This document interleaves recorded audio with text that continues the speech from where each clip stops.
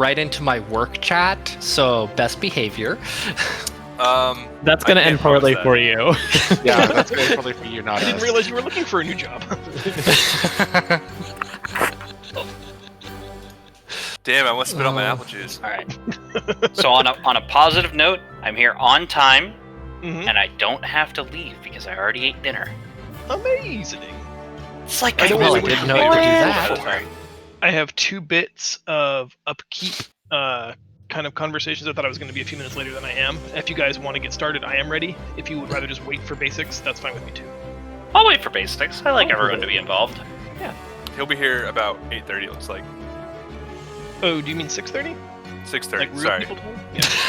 I was talking about last time. I realized Actually, you guys live Sorry. in the past, so I'm just saying. Y'all live in the future.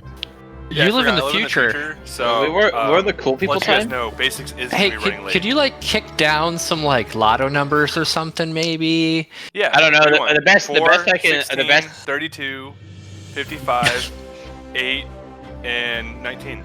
What about election results? Oh. Trump wins. Oh. I'm sorry. Okay, I'm He done. dies in Bye. hospital. Yes. So, Lab, That- for the record, API Ninja does do post bodies Okay. and additional headers. So you could, but my goal is to be able to have this battery powered and I just gotcha. connect directly. I've written most of the code for it already. Fair enough.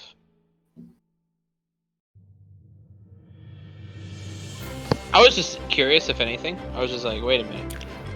Yeah, no, it's totally possible. Then I have to like switch the Stream Deck to like another computer or something, and well, I guess I wouldn't. I don't know. This way, I can bring it with me anywhere. I have may or may not have given Althea a little bit of. I don't know where I was going with that. Don't worry about it. I'm reading something at the same time. Apprehension. A little bit of apprehension. But what That's did you the word give I her? was What thinking did you of. give her? Tell us. Tell us. I was thinking of apprehension. Okay, I was giving Althea some apprehension. Good lord, my words don't work whenever I've been up since 4 in the morning. Lab, I haven't talked to you in a while. I'm glad like to hear have- your voice.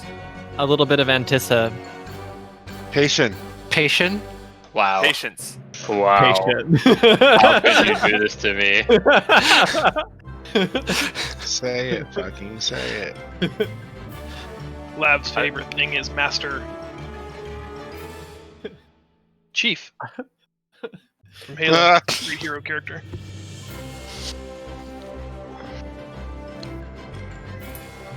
Oh, hey, did you guys hear that? Good news, bad news. Shadowlands is not going to release on the 27th. Did Yeah. you hear that I Yeah. had that entire week off and I can't Same. move it? I can't move my off week? Same.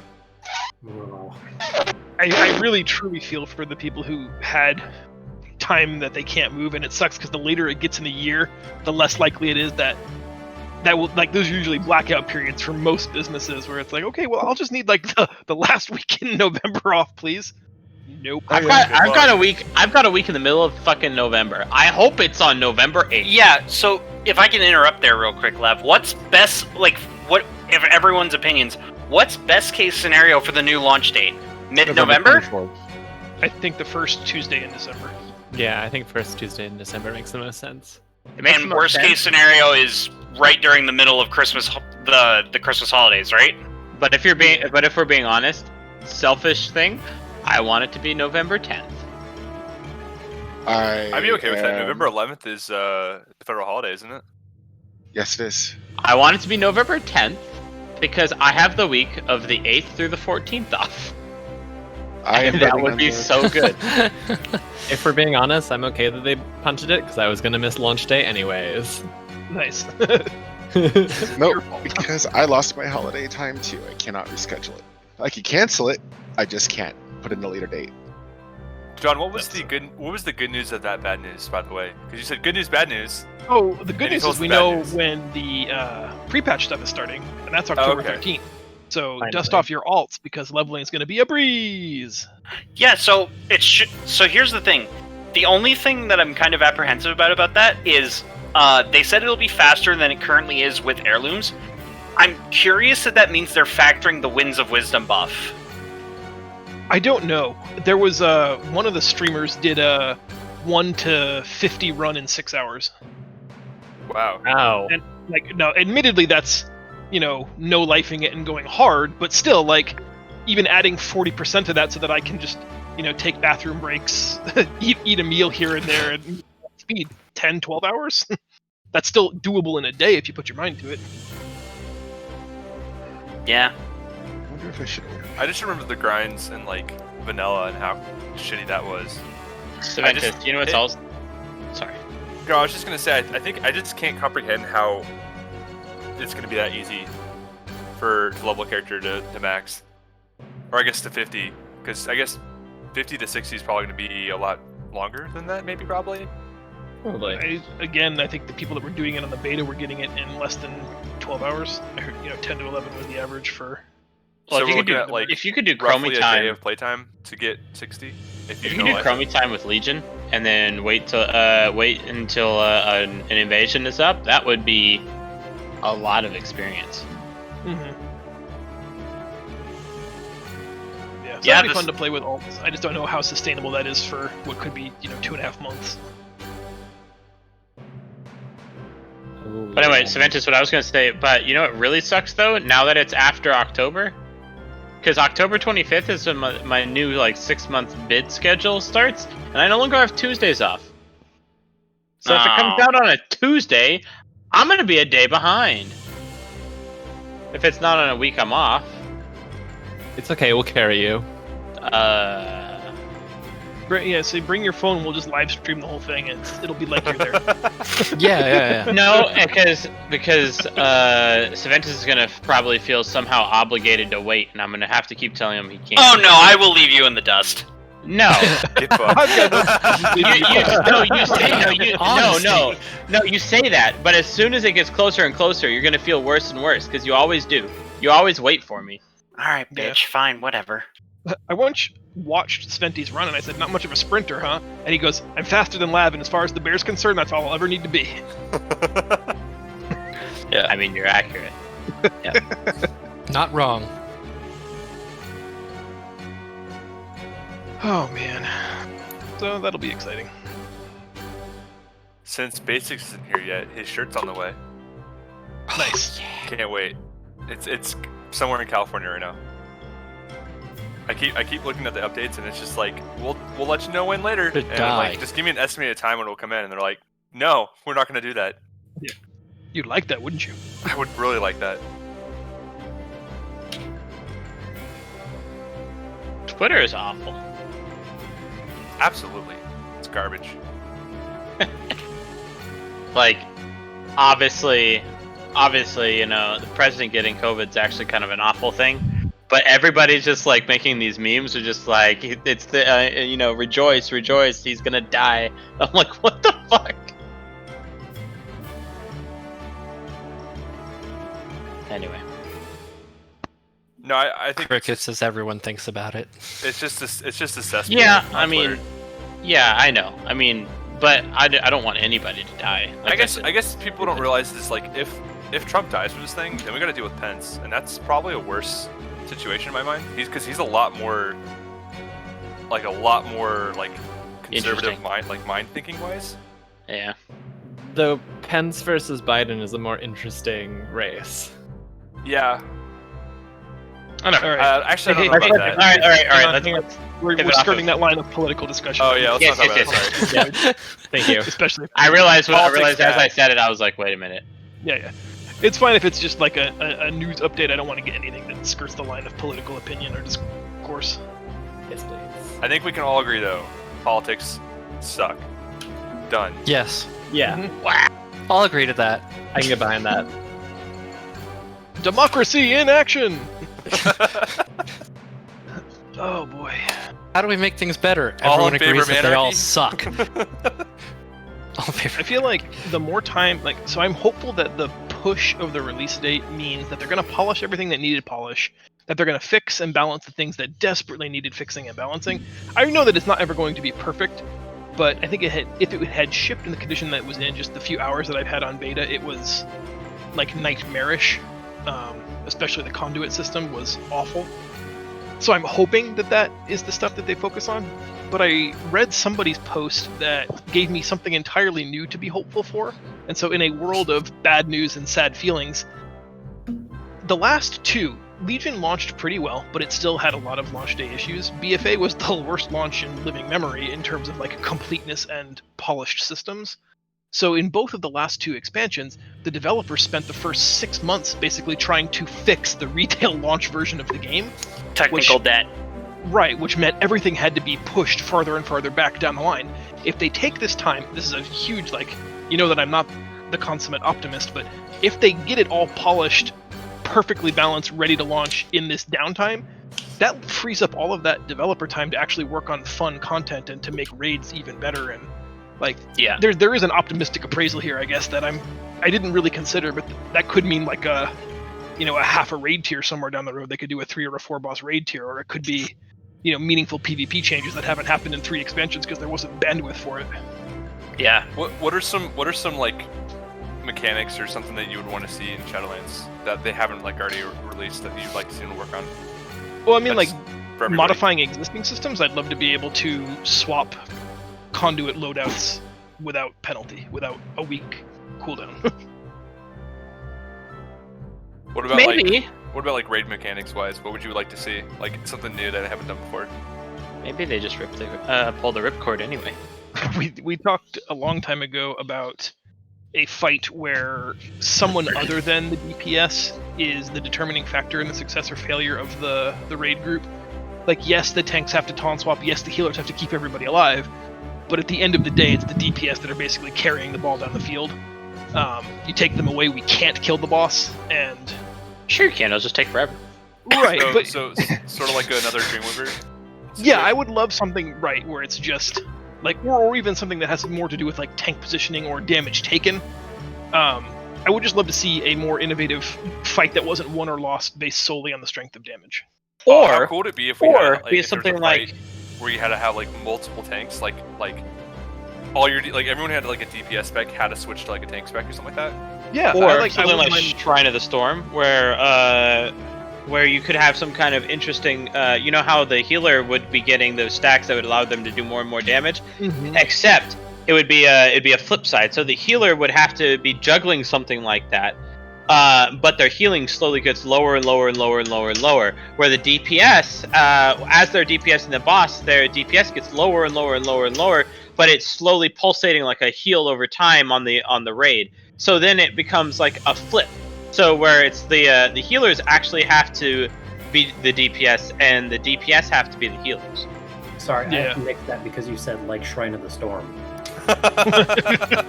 No, but try gets what I'm trying to get at. Yeah, for sure. Sventis, what was the name of the council fight just before Gruul in BC?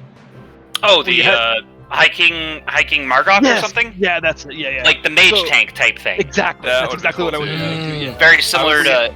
I don't know if you guys. Had Sorry. mage tank stuff. Yeah. Go ahead. Okay, I'm gonna cut in here real quick. Very similar to Mythic Illidan or Mythic Gul'dan, with the Illidan only phase. If you guys ever went back and did that in transmog runs, when it was current, you basically needed a mage to spell steal a buff off the ad that got summoned to tank the Doomguard.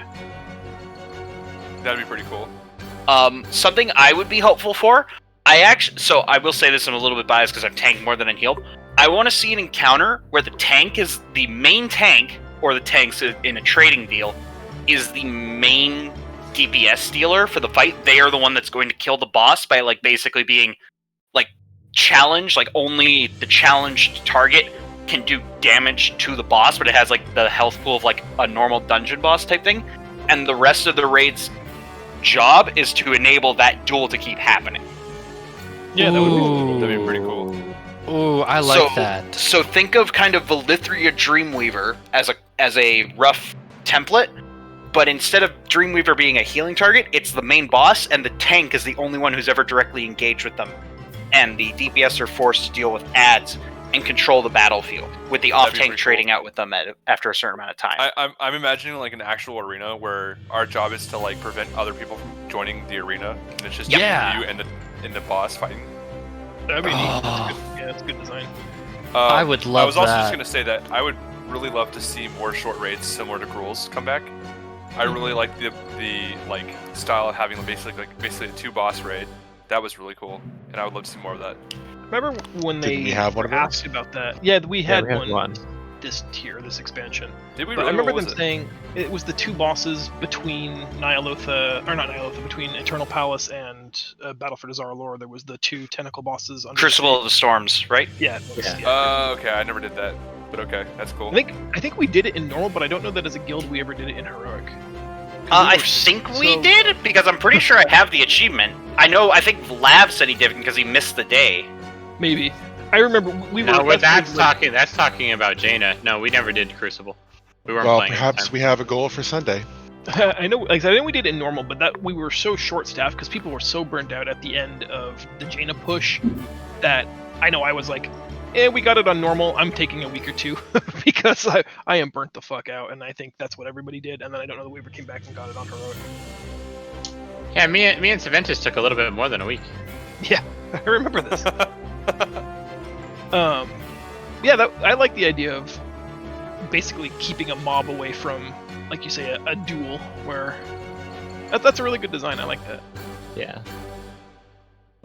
Anything Or- like Or a way, or I think another cool mechanic would be if like you have to somehow split the raid to fight each other, so you have to make the most even groups possible, so it's not one-sided. as the guy that has to make the groups, I don't love that. Fair I also enough. wish But But how there would was that a- work? If you're trying to balance the group so they don't so kill each other, basically, but the goal I guess is to I'm kill actually each other. I'm a mechanic where basically you're trying to like you get a debuff or something where you have to fight each other, and the whole point is to try to keep it as even as possible until like a timer runs out or something, and then you then the main boss comes down and you kill it.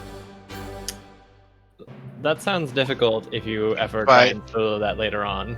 If you don't do enough damage on the opposing team, like there's some sort of meter that would wipe you if you didn't do Yeah, it, right? it's like you're like forced to fight, but you want something you want it to be like a stalemate almost. Classic explosive shield.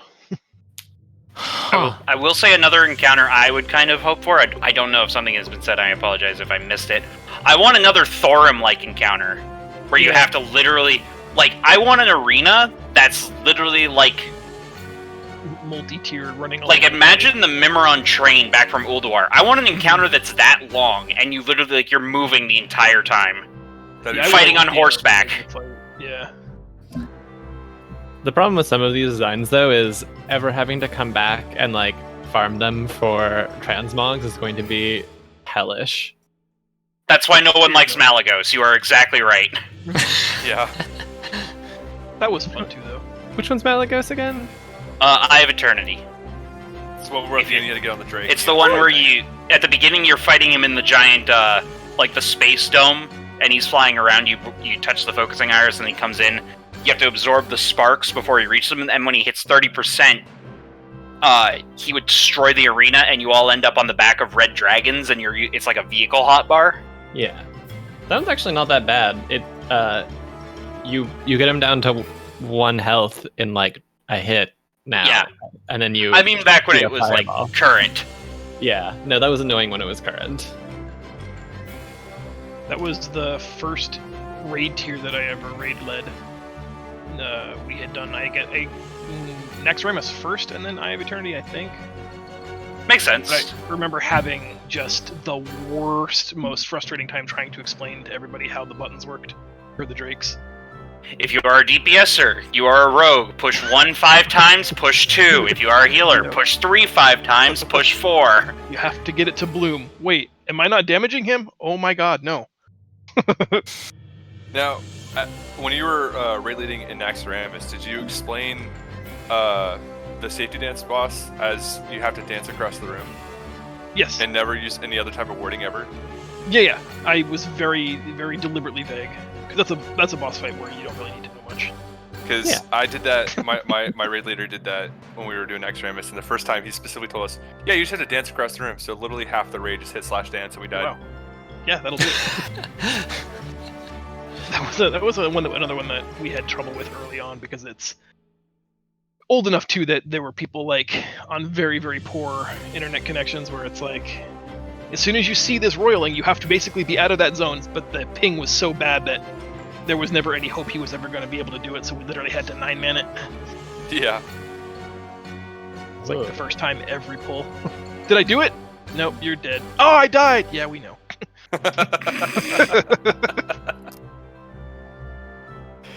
That was the origin of my feet. I was training an IRL friend to be our primary raid tank, and he was good at watching his health and managing cooldowns and positioning the enemy where he needed to be, but he was completely oblivious to the environment around him. Could not watch the world to save his life, and many times that's what killed him. So on the mushroom boss with the expanding pools, I said, you have to just stare at your bear's feet. Don't take your eyes off of his fucking feet. You can look anywhere, except you have to also be looking at his feet. And so every time a mushroom would spawn, feet. What, Loathab? Yeah. Try, how did you do the construct quarter? How did you do the magnet? How did you do polarity boss? Thaddeus, there we go. Yeah, that was easy. Actually, for some reason, that clicked for our group. Back in the day, it was just a lot of... Actually, that might have been the first fight that Andro joined us for, too. It was just basically me putting 2 different people in charge of each plus and minus group to sort of manage the swap.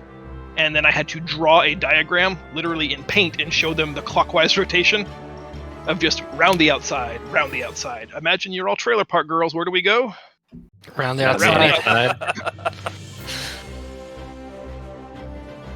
Honestly, I wouldn't mind if they somehow added in talking about old raids. I wouldn't mind if they added in some way to do like a classic raid system, where basically they just like tear you down to the level and let you run old raids.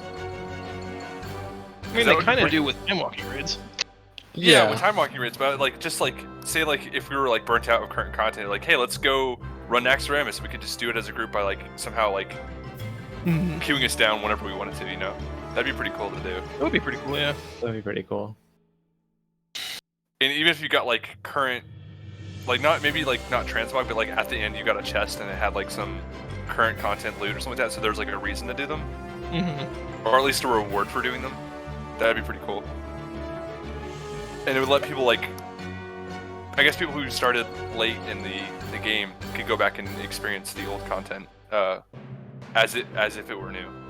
I mean, there are Heralds of the Titans groups. They're harder to do now, and it'll be interesting to see how they live past pre-patch, but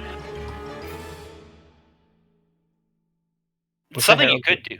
Herald of the Titans is by defeating Algalon in Ulduar 10 and 25 appropriately, with a group with everyone having no higher than a certain item level equipped, and being no higher than level 80. Ah, yes. Yeah, I think that was getting... I think I remember reading about that, and I think it's like the new level is going to be 40? It's either 35 or 40 is the new Herald of the Titans level they're going to have for the achievement.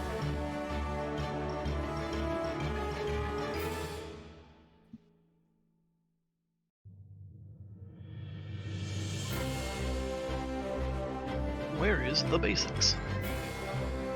I'd also like to see another fight with, like, just classic 1 or 2 persons having to be responsible for something fight dependent that was really, really important, but no more randomness. I want like an entirely deterministic roleplay fight where I can, we can just say, okay, Cole, you're getting this, you're taking it over here, then you and Rezkin are doing this for 20 minutes, bouncing it back and forth. Like just a good old-fashioned, I have, 5 really skilled players, 4 medium skilled players, and 4 people who I would not call either of the first 2 groups. Wow, that's really nice of you to put it that way. So that there's something for everybody to do, but no one feels like they're being put out of their comfort zone. Because I think our group is actually really good at kind of self-identifying as like, I'm definitely a skilled role player. I will do a thing if I need to, but I'm not comfortable doing it. And then I'm sorry, I wasn't listening group. So it's I would like to two see. people in the first group, 3 people in the second group, and the rest of the raid in the other group. I think it's a little bit weightier than that, but yeah, basically, and it sucks because like there's that like trainer in me that wants to get everybody acclimated to the idea of doing certain raid tasks, but at the same time, you can't really push someone out of their comfort level, like out of their comfort zone rather. That's not up to me to determine. So I just try to make the fights as accessible as I can, but it bothers me when there's something that's gonna make or break the entirety of the raid, and it's who gets it is randomly determined. Because then that person who's not used to doing it doesn't really want to be the center of the attention, feels really bad when they screw it up. And so like as a leader, I feel like those are the feel bads because Hey, that's me. I don't ever want to be the center of attention.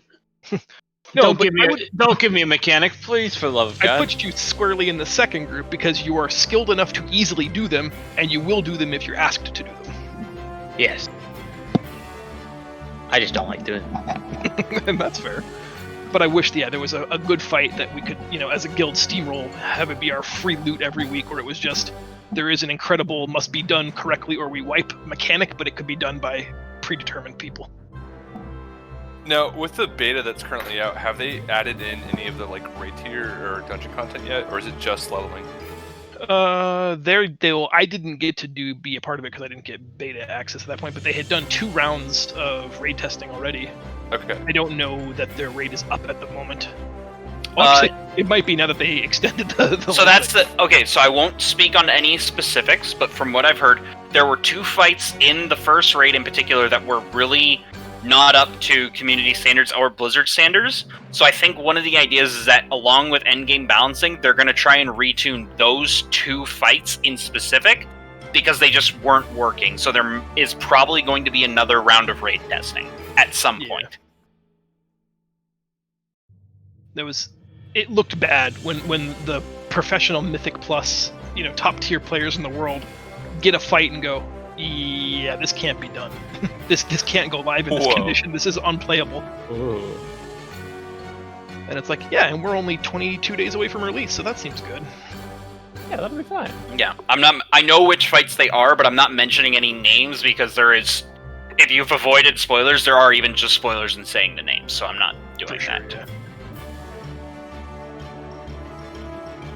Yeah. They should be here soon, I'm guessing, right?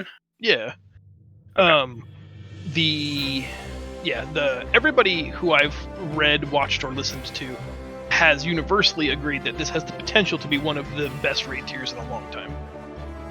That despite the 2 really busted fights, the 6 or 7 that were tested well were Finger really air quotes. solid fights. Yeah. Finger air quotes. Potential. Yes. I'd like to know, can you in the spoilers channel say which ones were the ones that were like, what the fuck did you build? Yes.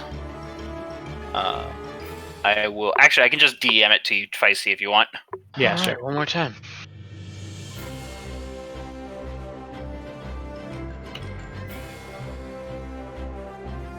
Granted, I only looked at the mechanics for the last boss. Are you? I'm gonna say this one last time. Are you sure you want this name? Yeah, I want the names. All right, I'm messaging Feisty.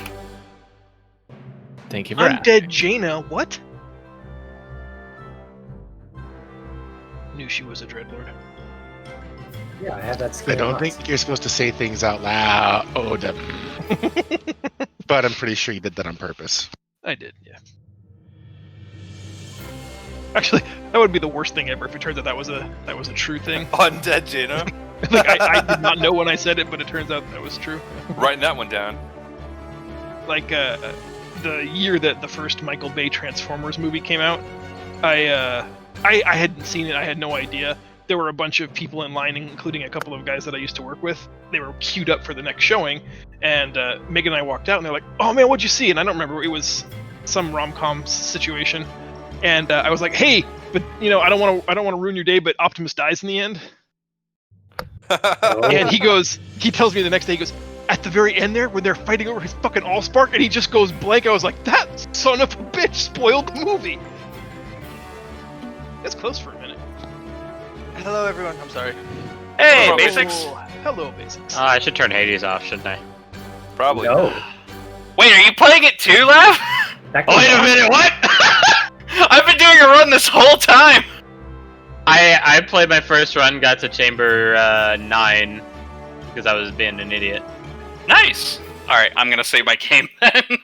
What is Hades? Hades is a roguelike. Oh, Hades? Yes, Hades is a You guys roguelike. missed it. I guess the term is roguelike, set with a Greek Roguelike. pantheon aesthetic done by Supergiant Games. People who made Bastion, Transistor, and Pyre. It's also one of the best progression mechanics I've seen in a roguelike ever. Yeah, I will check this out. it's all themed around Greek mythology, and it is insanely fun. I bought it like 3 days ago, and I have not been able to stop playing it. Yeah. It is an action RPG, so if you're not like really into action games, that might be a little bit of turn off. But even then, it's a really good game regardless. I hate action, personally. Yeah, well, good thing you don't get a lot of it. Oh, man! Oh. Ouch. Oh, jeez! Can I you- set myself up for that one. Can you save mid-run? Yes, just go quit, and it will save at. If you clear a room, it will save as you cleared that room before you pick up your reward. And if you haven't cleared the room, it will respawn you at the end of your last room before you pick the door. Okay, so I'm gonna have to finish this room really quick. Then I will be set to go. That's all right. We've I got- will. Basics here now. So what I'm going to do is, we had talked a while ago about wanting to look at the possibility of a critical hit, critical fumble table. This one is a bit impressive. It's a bit much, but it's a good one. It doesn't have too many of like the impossible death spirals that some of these things can do. So if you guys want to take a look at it, if you like the idea of it, we can try implementing it tonight and just get a feel for it.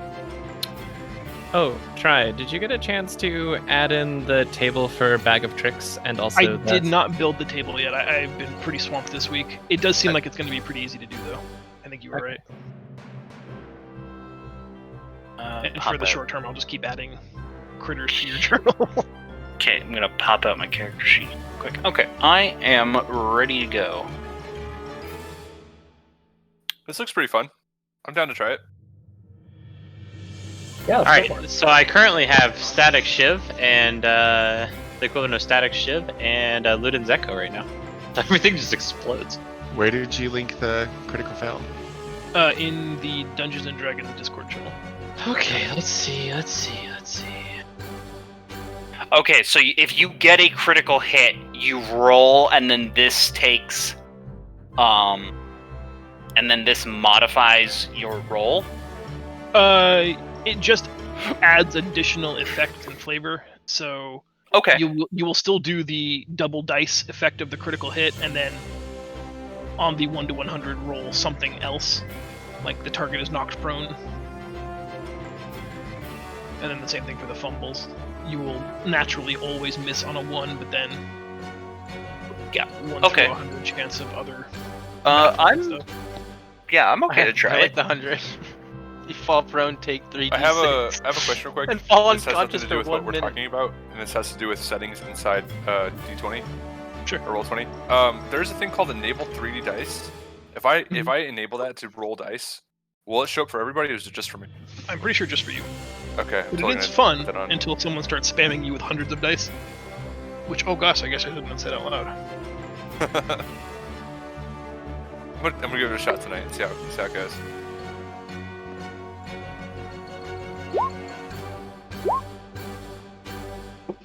Huh. Nothing happened. Really? That was a really low roll actually. I don't see any dice popping up. Oh well. That's I guess you just could not see my 100 D100. I don't know, it's pretty sad. average. See what happens roll. when I roll one. It is actually a little bit above average, to be honest. And you have the stuff turned on in the options page. Your spell completely backfires, creating a large explosion, causing you to fall and bump your head. Oh, it's specifically for when I roll stuff. Oh, nice. I have to physically roll my dice. That's pretty awesome. Oh my god, I almost don't want... This is awful for me. You hit yourself with your own spell. If the spell effect is instant, you take the full effect. If the spell requires concentration, the effect persists until the end of your next turn. You also fall prone, take 1d6 bludgeoning damage, 1d6 thunder damage, and become unconscious for 1 minute or until you receive damage from any source. You know what that is? That's me dying. So that's why I'll never, ever, ever cast spells that require attack rolls. Yeah, that's just Tuesday for my character. That's just... I'm gonna die, Try. Like I said, I'm not advocating for us using it. It was something we had talked about, and you guys wanted to see what was out there. So, if we all are in agreement, let's give it a try tonight. If we don't like the way it feels, then we'll discontinue its use immediately. If we don't even like the way it looks on paper, we don't even have to try it. I think it's okay on paper, but I mean the difference between the melee one and the magic one is stupid. Well, I mean, there's like a big difference between tripping on your halberd and accidentally like misconstruing the elements of time and space. Yes, but like, still, Jesus fuck.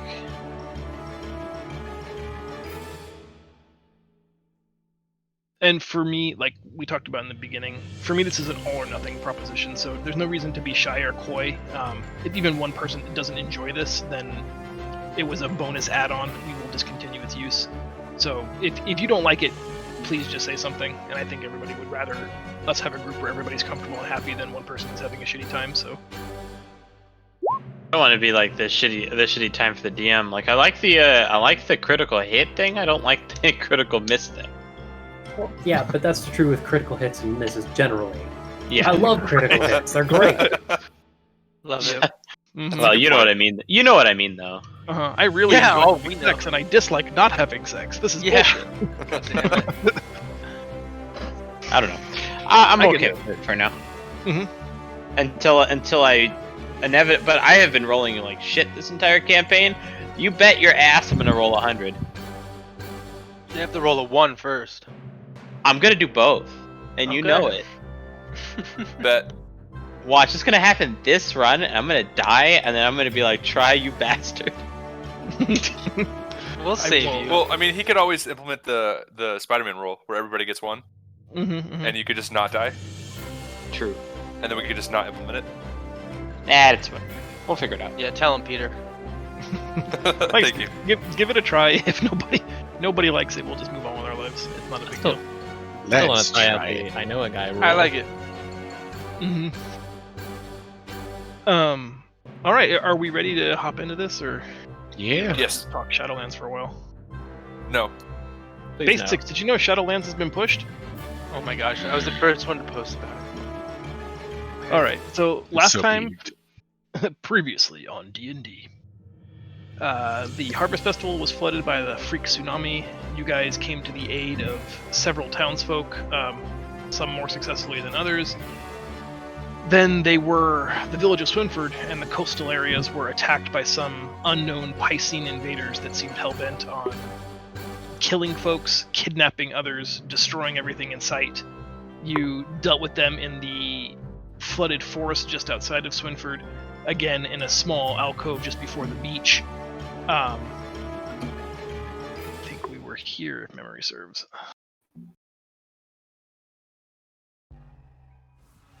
So we'll jump right back in there with this. We had split the party. The four of you here were dealing with the Chul.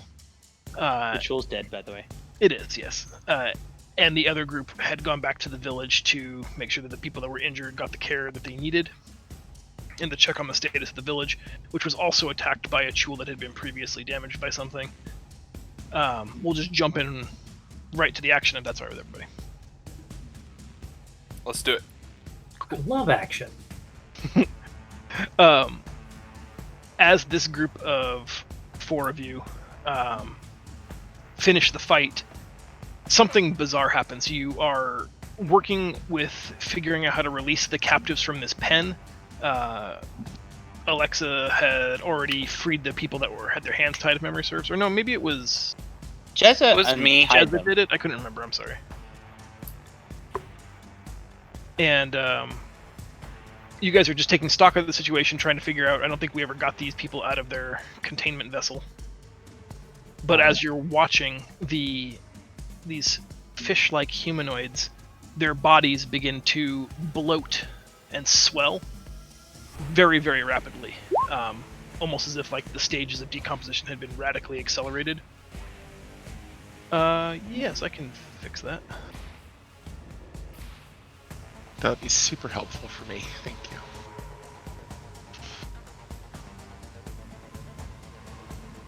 Moving coming through. Do you see some of the names, I see my own name. I see my own name. but you don't see anybody else's name? Nope. I don't see anyone's name at all.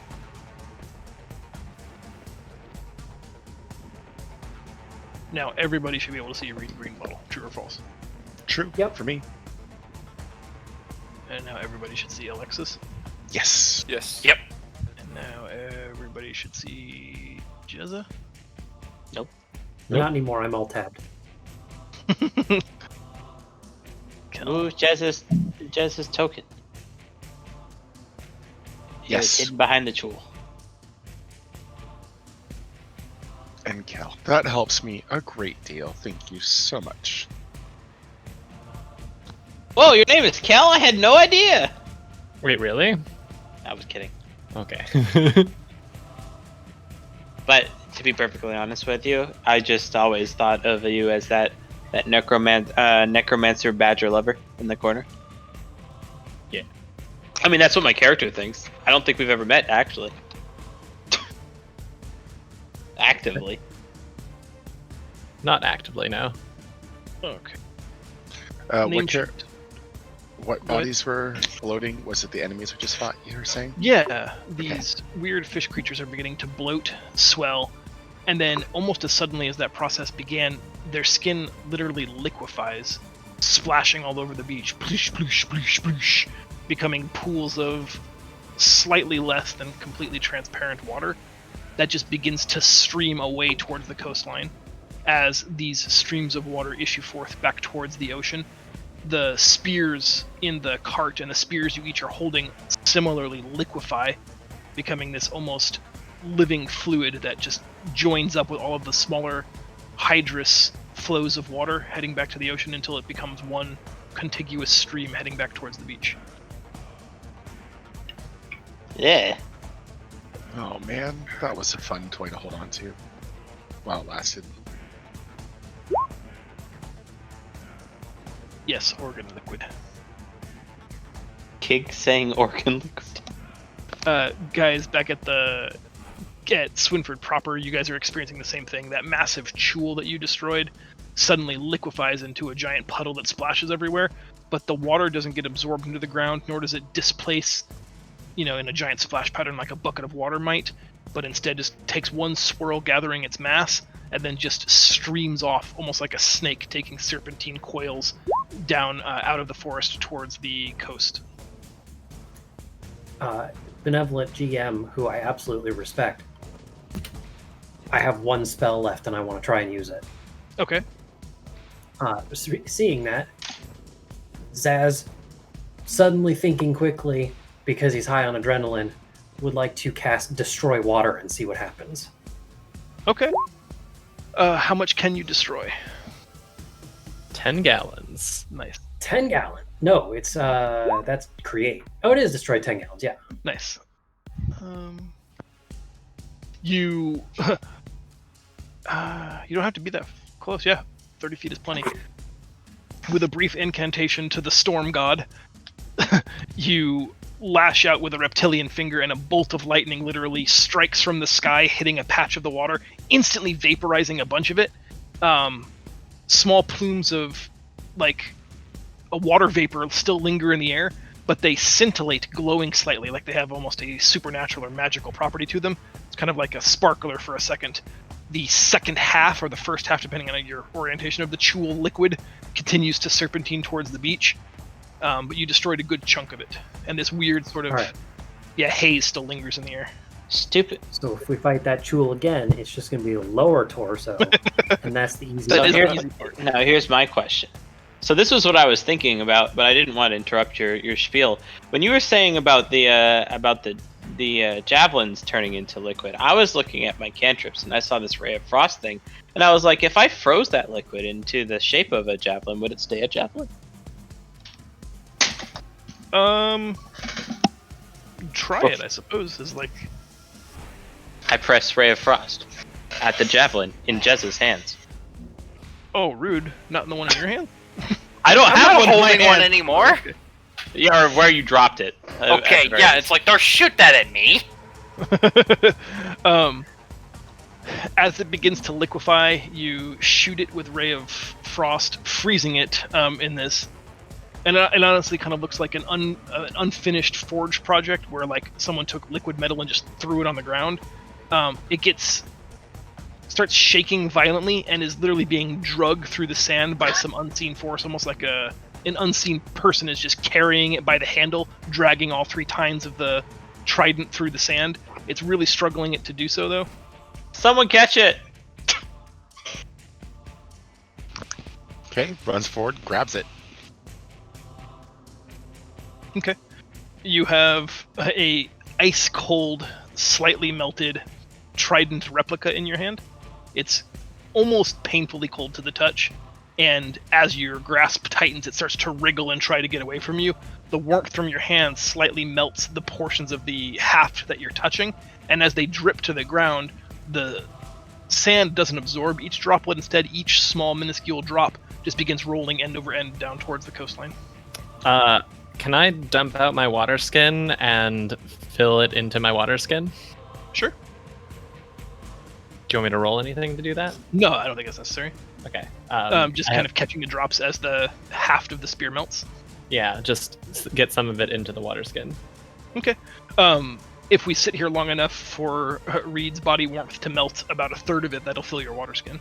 Okay, that's fine. Okay. Does it do anything while it's in the water skin? It feels like a small animal in a bag. Like it feels almost like there's something living trying to kick and fight its way out of the bag. Is it trying to kick and fight in a particular direction? Always towards the coastline. No matter how you change the orientation or the height of the bag, it's always heading towards the beach. Cool, we have a weird compass now. Ta-da! My plan to give Reed Greenbottle a javelin failed, but now we have weird compass.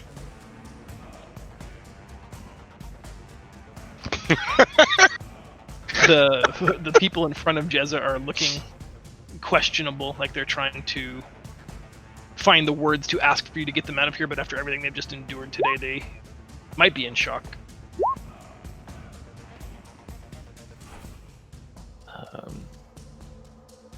I kind of want to go look at the panel of the thing that they're currently trapped in. Okay. Do you want me to roll Arcana to figure out if I can see how to use it? Yeah, that'd be fair. Yeah. Again, the language is entirely foreign to you. You have no idea what it says proper, but you do understand magic, and seemingly no matter where you've been in this world, all magic follows fundamental principles, right? It's like how math is a universal language. The design of this makes some sense to you. You're not exactly sure how it was conjured, you're not sure how they power it, but you think you understand how to deactivate it. There's a small sequence of buttons, and you believe that you could interrupt the flow of power to it at least. Whether that damages it forever or not, you couldn't say, but you can definitely turn it off if you want. I'm just going to turn it off. I don't care if it's damaged forever. Okay. You power it down. The uprights that were holding together these sort of rings of electricity collapse, falling inert in the sand, and the people that were captive take like tenuous steps over that threshold, and nothing bad happens to them. One of them hugs you, and the other two just take off running into the woods back towards the village. Can I look at that language and see if I could make anything out from it? Are you... Let me see here. Yeah, probably not. Inspect you. Elvish, Goblin, and Common.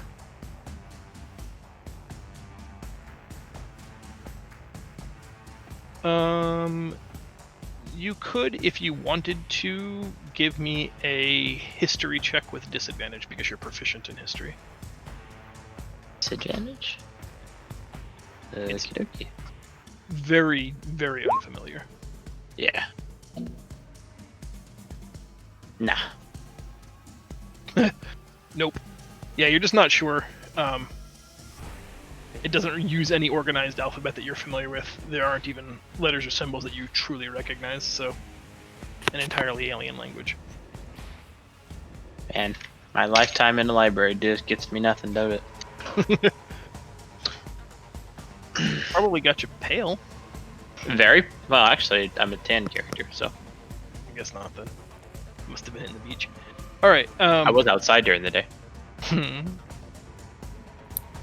We've got the half a chul liquid has left the village. It's you guys at this beach here, this little alcove, see a giant swarm of liquid come right past you, heading on its way to the beach. Well, that's weird. Huh, should we be worried about that? That's probably fine. Thing is, Well, I could fire another ray of frost at it, but I think it's gone at this point. Has anyone checked on these people up here yet? yes, they're just in shock, dumbstruck by what's happening, kind of just waiting to see what you guys are going to do. Some people seem reluctant to leave this area because by themselves they were captured and nearly killed. They're just sometimes just standing still is the right course of action. I'm beginning to feel like the danger has temporarily passed. It might be safe to head back to the village. I see you fixed this. I don't know what you did different, but I can now tell people what my spells do. You're welcome. Thank you.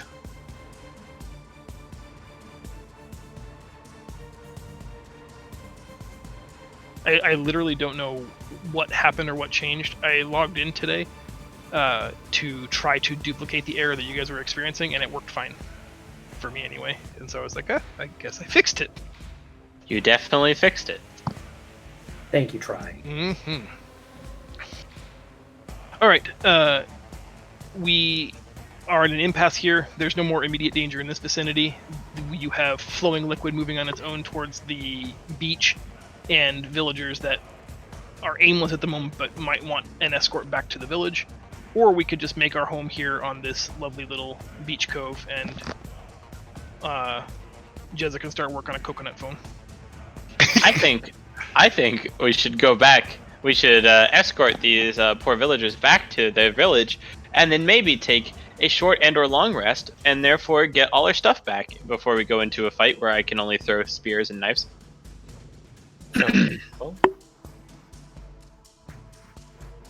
Okay. Unless there is a divergent opinion, we all go back to the village together as one. No, sounds good. Once there, you see several families still looking for lost and missing peoples. There's a lot of chaos, there's a lot of confusion, there's a lot of heartache going around. It's hard for you to not feel invested in some of these people's tragedy. But just pushing aside the people with their hands out asking for help, you guys are able to find a shady corner and take a 60-minute rest to recover some, if you want to spend hit dice or whatever. I would. So, do we just heal back to full, or how exactly do we do that? During a short rest, your character sheet has hit dice listed on it. Let me follow along with you so that we can be talking about the same thing. If you look at your character sheet, Yeah, I see it. Hit dice right under dice. temporary hit So- points. everybody's got a number of hit dice equal to their character level. During a short rest, which is 60 minutes, you can spend any number of those. So in your case, from 1 to 4 of those, and the game will roll it for you if you click on the word hit dice. It rolls your character's hit point die and adds your constitution modifier to it, and you restore that many hit points. Oh, Lash. Oh, I'm telling you. How do you do it, man? I'm spending 3 because fuck that first one. Jesus, fuck. Uh, Jeez. shit. Did I really roll an 8? Okay. You did as well as you could hope to do. And it was more than I needed to do, so sure. So I get to gain 12 hit points back. Right, and it should go without saying, but you can't gain more than your maximum. Right. There is a element of temporary hit points in 5th edition, but your normal healing and hit dice restoration do not accomplish that. I get my key back, yay! But I don't get any spell slots back, right? How'd you get your key back? Without buying them with sorcery points, no. Great. Oh, let me look at key.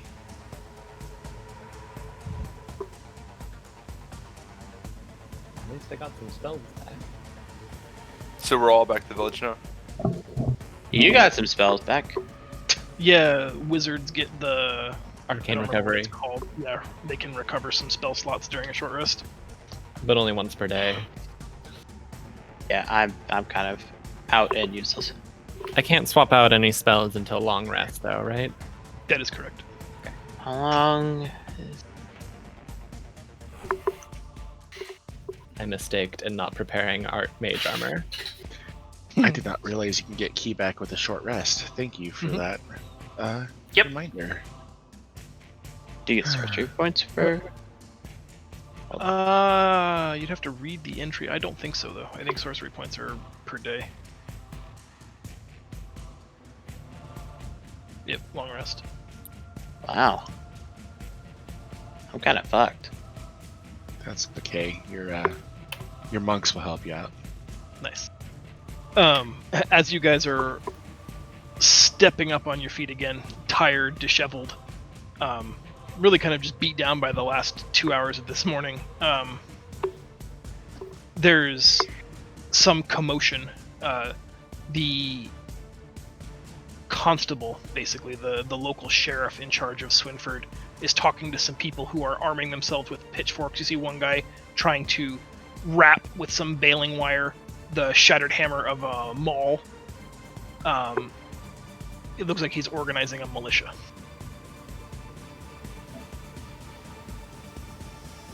Guess I'll walk up to him and ask him, what are y'all planning on doing? As you approach, are you here to enlist, son?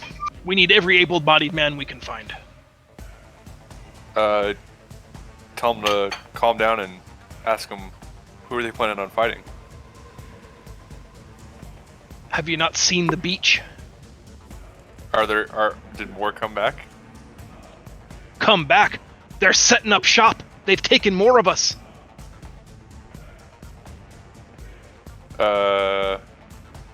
Which way did they take them? Yeah, which way did they take them? Sitting at the beach with their goddamned bubble. Huh. I'm gonna give like a kind of awkward laugh and walk back to the group and tell them what the guy just told me. Is it the same group that we were just at? No, you guys haven't been to the beach yet. This is the map that we're on now is a coastal cove inset a little bit. He's talking about at the beach proper, where the waves break on the sand. Mm. Perhaps we should investigate. Sounds good. Investigating sounds like a good idea. Do we care about stealth? Yes. Not really. That sounds like a stealth check. I care about stealth. Yes. The Well, boisterous now that you half mention dwarf it. does not really care about stealth. The half-elf sorcerer cares about stealth. As we are moving together as a single unit, as a cohesive party, I would like one person to take the responsibility of leading the group, and that person will helm the stealth check. What is your basics? What is your stealth at? 8? Is it +8? It's 8. I think basic should help the stealth check. I think Mine's only 5. I think Kig the Dagger should helm the stealth check. Hello? Hello. Hello? Am I here? I'm Okay, 3 you are now. feet tall. Okay. So Kig, go ahead and give us a stealth check. That's representative of you just kind of keeping everybody in a quiet, low line, trying to make the trip as easy as you can for the people you know that aren't very quiet or sneaky. I'm just curious You- as to what I would roll in. Cake beater. Also curious. That was Oh, cute. wow. Pretty good. Nice work. We're playing this game. I could potentially roll. I just want to say I could potentially roll negative. Stealth. Oh man, that actually is my favorite stealth roll, the negative stealth. A 0. I like the 0. And not? Oh, I'm still raging. Hold on. I'm a little happy We're that good to we go. didn't put me in charge of that, I guess. Kig, you do a fine job of retracing the steps that we've already been, going back through the flooded forest to that small coastal alcove where you had just finished freeing people not but an hour before. There are troughs in the sand here left by that flowing hydrous fluid.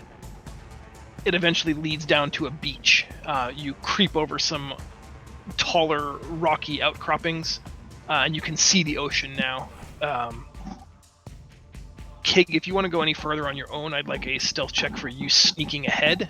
This is as far as you're comfortable taking the group of people without alerting anyone to your presence. Do you think if we were to go any farther, all of us, that we'd be pretty easily detected? So you said I can see the ocean? There's no tsunami or anything anymore? No. Like, bunch of, nothing like washing up on shore that I can't see? Why don't you give me a perception check, and we'll go from there. Okay. Oh, this is bad. I saw a rock. It is challenging because of your poor burning eyes due to the sunlight sensitivity. Maybe you weren't the best advanced scout. You see the wreckage of a ship crashed on the rocky shores. You also see several of these fishy-like humanoid creatures walking up and down the beach. There are several positioned on rocks, almost like sentries. And then patrolling all along the beach is a giant fish creature. He looks very similar to the ones you fought in the forest, only this one's like 16 or 17 feet tall and densely muscled. He's got 4 arms and 2 legs instead of 2 arms and 2 legs, and he carries a brutal warglaive strapped to his back. And just beyond him, you can see a sphere of scintillating floating fluid about 40 feet in diameter, just sitting half on the beach, half in the water. And you see sort of vague forms moving about within that sphere, but you can't, from your vantage and with that roll, you don't have any more. Okay.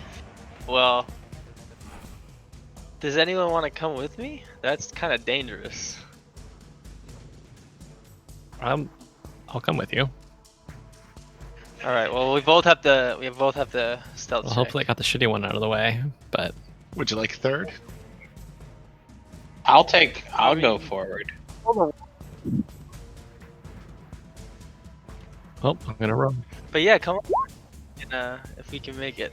Oh my gosh! Well, All right. I'm seen. Uh, The rogue rolled the one. I'm gonna say in like a very loud, hushed tone that I'm gonna stay behind.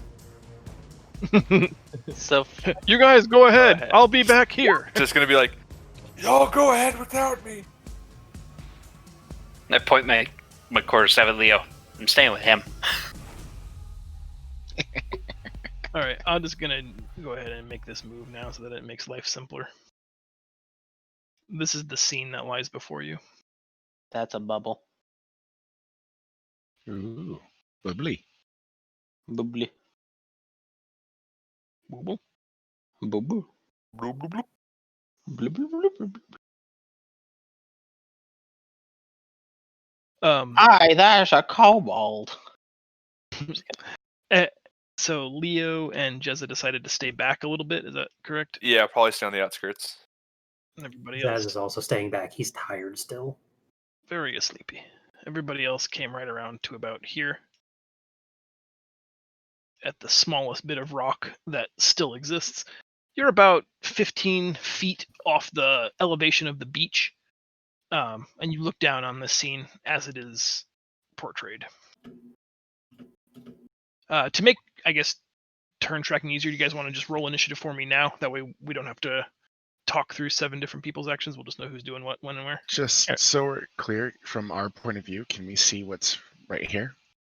Oh, for fuck's sake.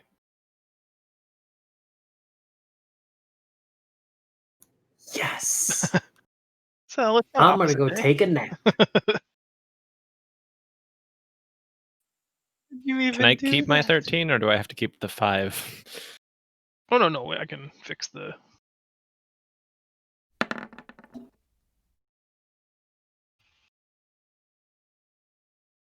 Who are we missing? Or no, we're 7 tonight, right? Yeah. Yeah. Who am I missing?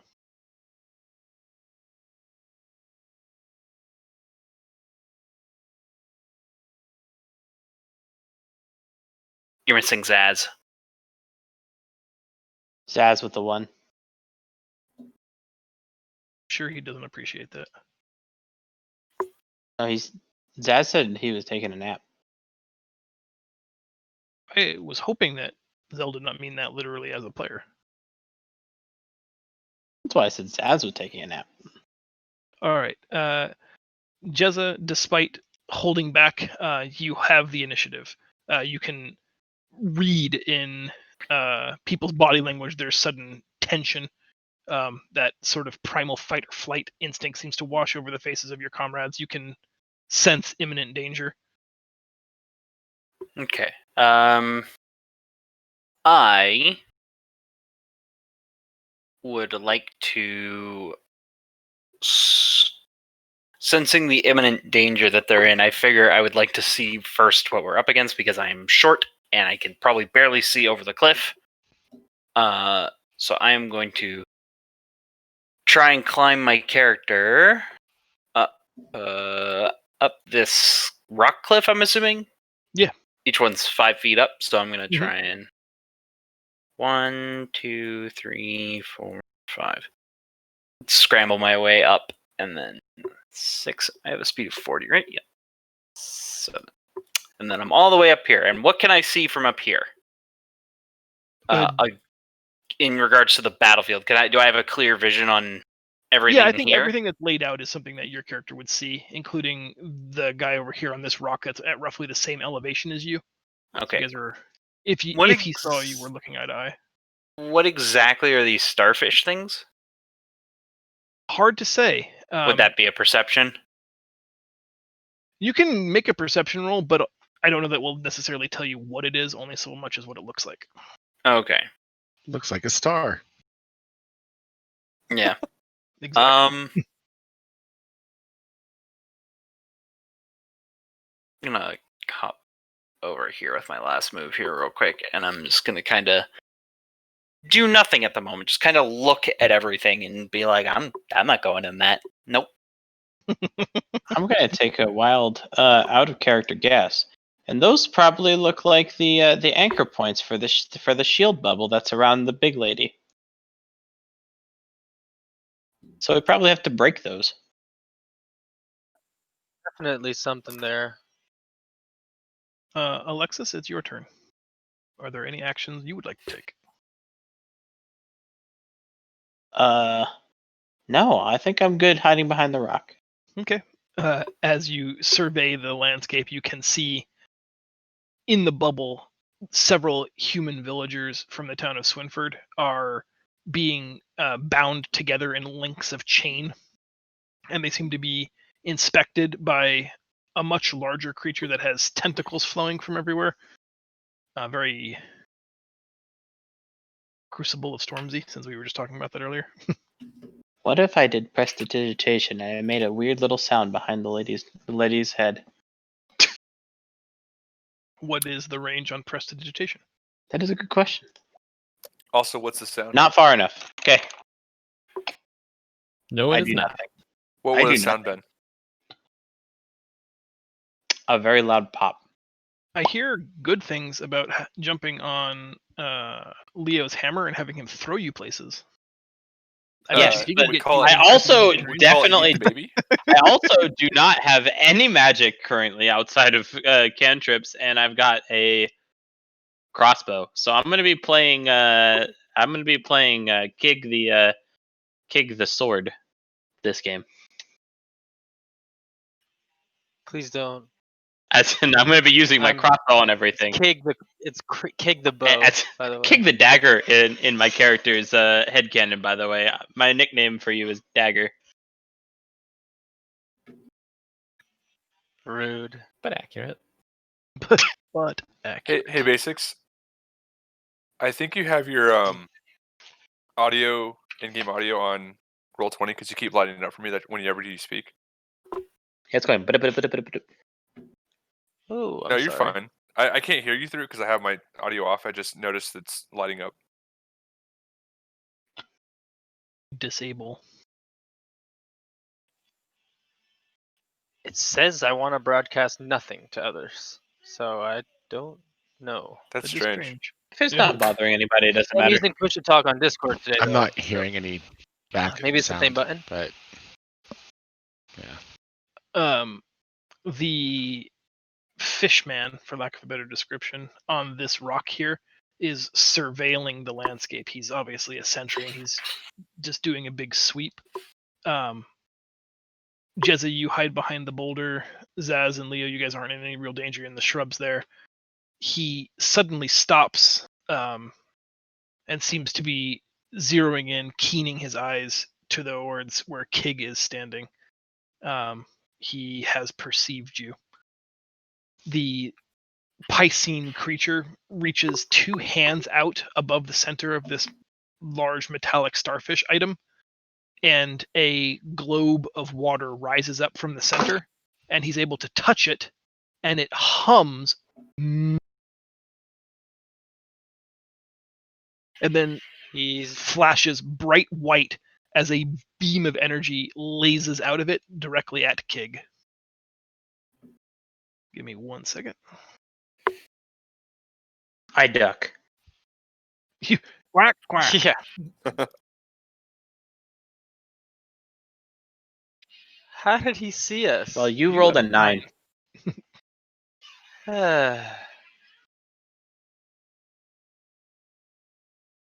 No, you rolled a 9. Actually, you rolled a 1. It burrows into the stone right beside you, drilling a giant hole almost a foot in diameter, leaving it smoking. He's a terrible shot, apparently, but the rest of the camp comes alive and starts looking at the hillside, and you can hear cries in a language you don't understand, seeming them shouting orders to one another.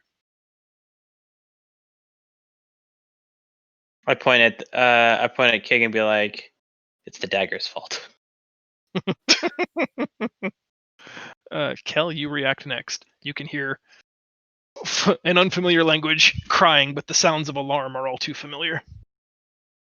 Cool. I'm curious what those weird starfish are and whether I need to do a perception or if they are magical in nature, if I can just go They're straight for an arcana. weapons. Oh, wait. Having seen them shoot a Sorry. beam of energy out, I think it's safe to say that they're magic of some kind. Great. I don't know what the fuck to do. I'm still hiding, so I'm just gonna sit this one out for a second. Fair enough. Reed? If I can do it, I don't know how much attention's over here, but as hidden as possible, I'd like to try to rush to over here. Okay. Make a stealth check for me with disadvantage as you cross that open gap.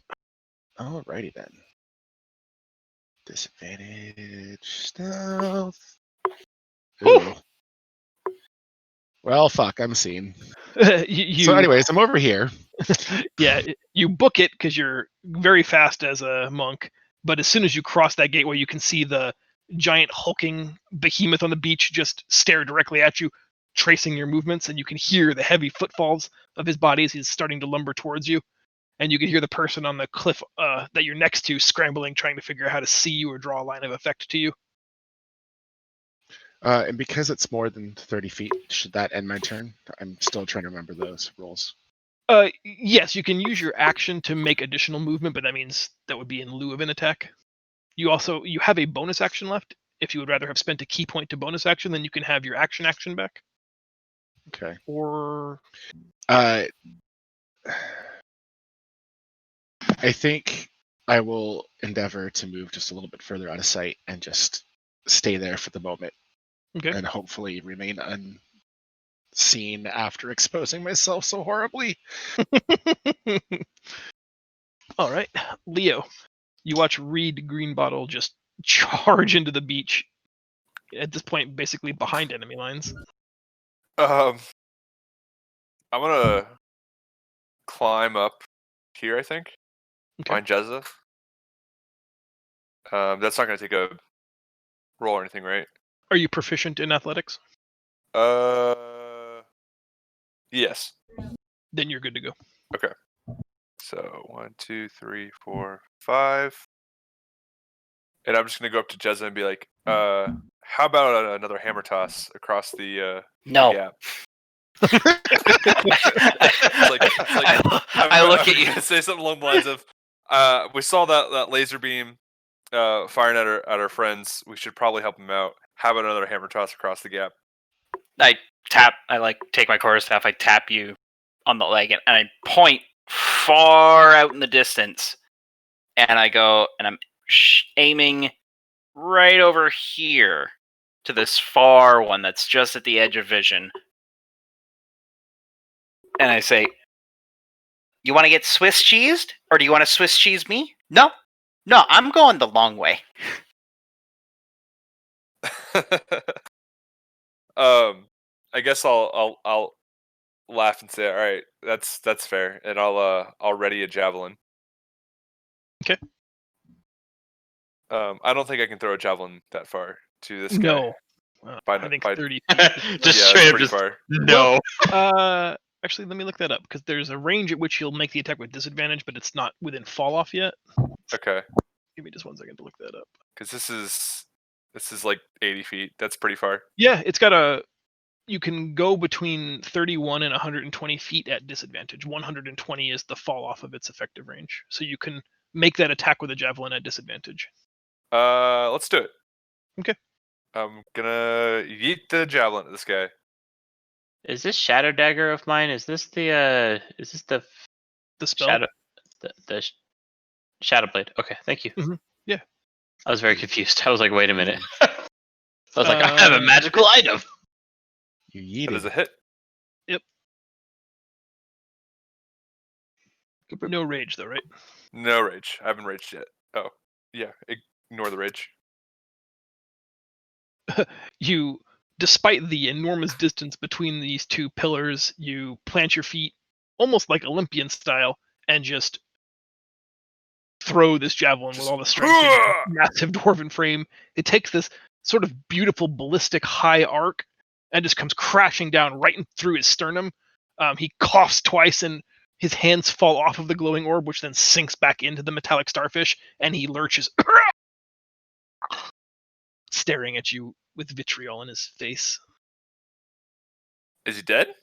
No, he's still very much alive. Very much alive, just hurt. Mm-hmm. All right. More for me. I guess I'll just say as an incidental, is like, hopefully that'll draw their attention towards me and away from the group. Tag.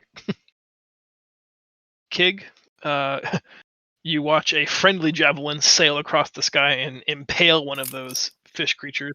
Excellent. He's clawing his way off of the spear rather than dragging the spear out of his chest. He's like literally standing up, and the javelin's being left in the stone behind him. It's a little grotesque to watch. That's metal. Yeah, I'm just gonna try and hide. I'm gonna kind of zoom to where Reed is with my dash and my movement. Okay. Again, give me a stealth check with disadvantage.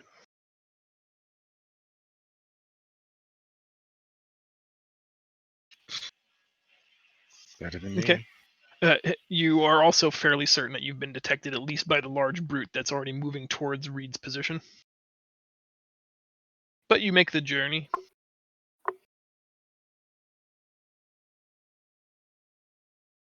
Yeah, I just wanted to get behind cover and then from there I can hide on my next turn or something. Go ahead and put yourself where you want to be.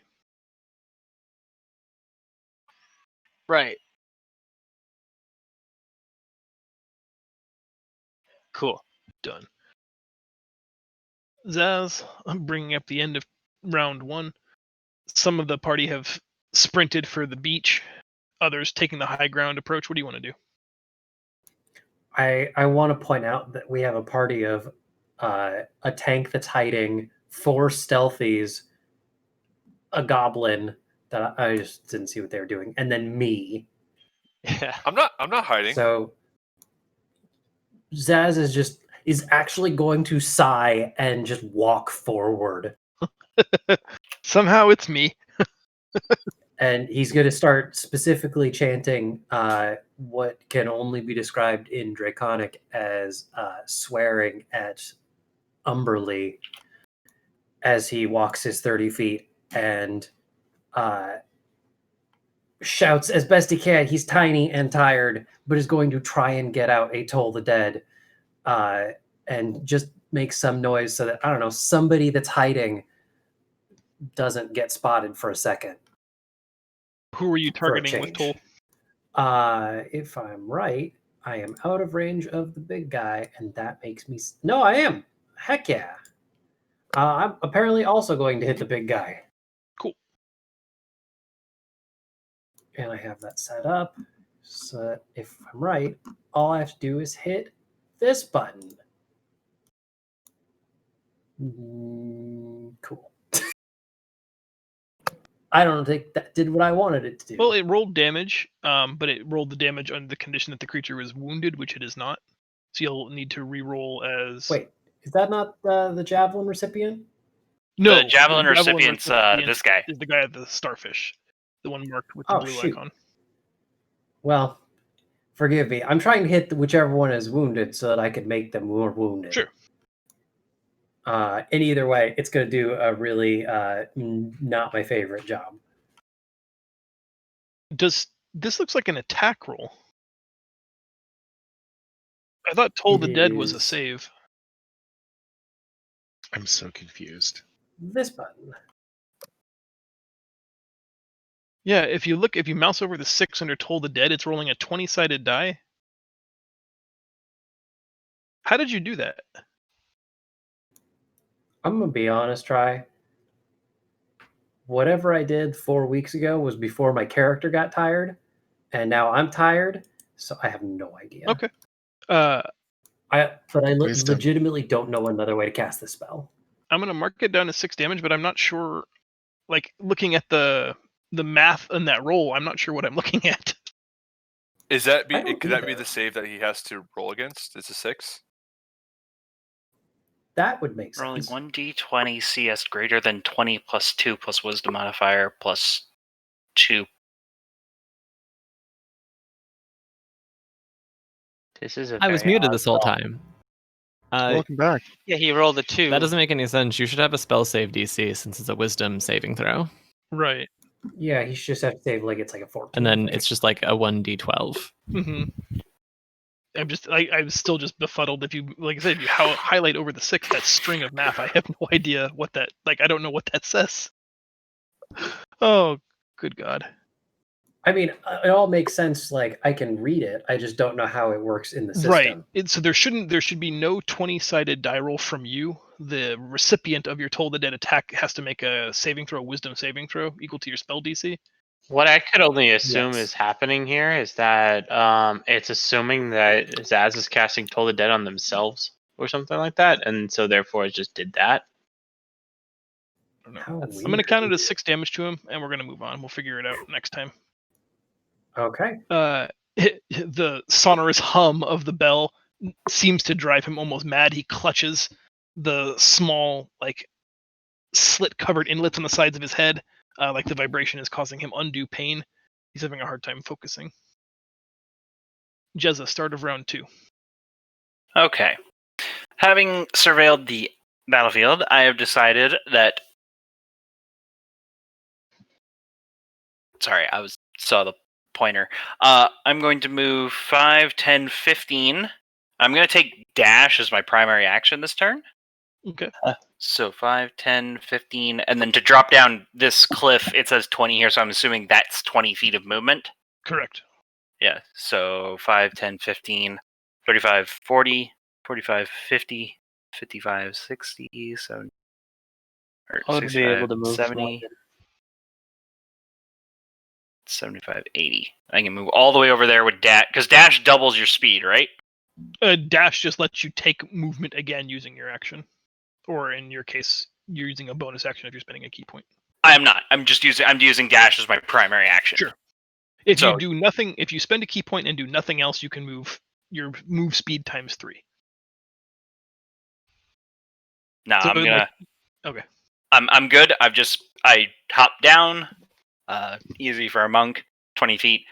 You know, even a tiny monk, and then I slowly dash slowly, fast little steps, make my way along this upper cliff edge, trying my best not to draw anyone's attention. If you want to make a stealth check, it'll be at disadvantage.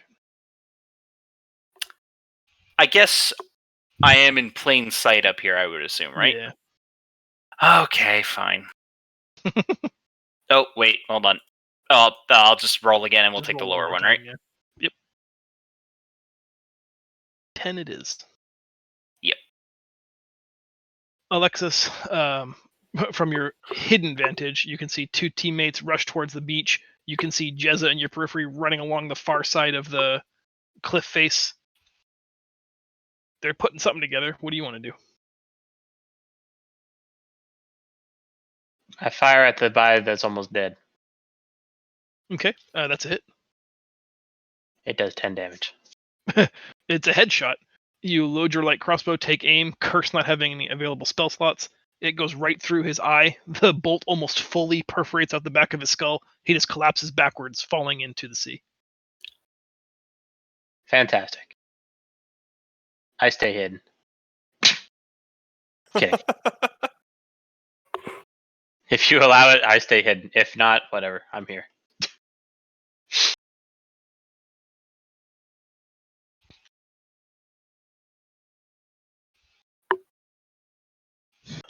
That was your turn. You're going to stay where you are? If I can, I prefer to stay hidden, but if that's not possible, whatever. In combat, after you just made an attack, you're not really going to get to hide again. It's just But not. I'm behind a rock, and I fired at a dude that only one person had line of sight with me, and that's the dude I hit him. Give me a stealth check with disadvantage. Okay. All right. 1 and 1.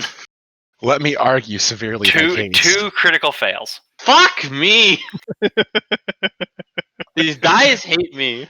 I mean, that's what I rolled.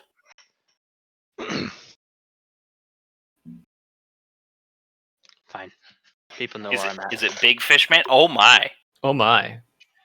Oh my Big lord. Fish Man now sees me. Okay. Basics just said, "Oh my lord," and I said, "He coming." Would I be considered hidden from this guy? Could I when it ever is my turn, would I be able to hide because of the rock right now? Or can he I don't see think me? He's so anybody's tall. hidden right now. I don't think anybody's hidden right now. Yeah, it's the correct I'm assumption. still hidden. I guess that's fair. You haven't taken any action and you made a good stealth check. The big guy comes lumbering around the thing, doesn't have enough action to make it all the way to you yet, but you can hear the heavy footfalls. You can smell like a disgusting seaweed and fish aroma. The smaller Piscean creatures move to midway between where they were and where you guys are in that mid tier of the cliff adjacent to the ship. And these 2 guys fire their trident bolts. One at Zaz, one at Alexis.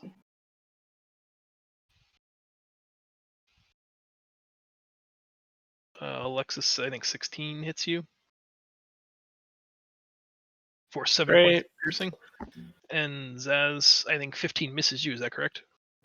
That is Yeah, correct. the 2 prongs fire off. You're able to put your shield up just in time to absorb the 2 things, and you watch as the tines of the trident slowly start to regrow.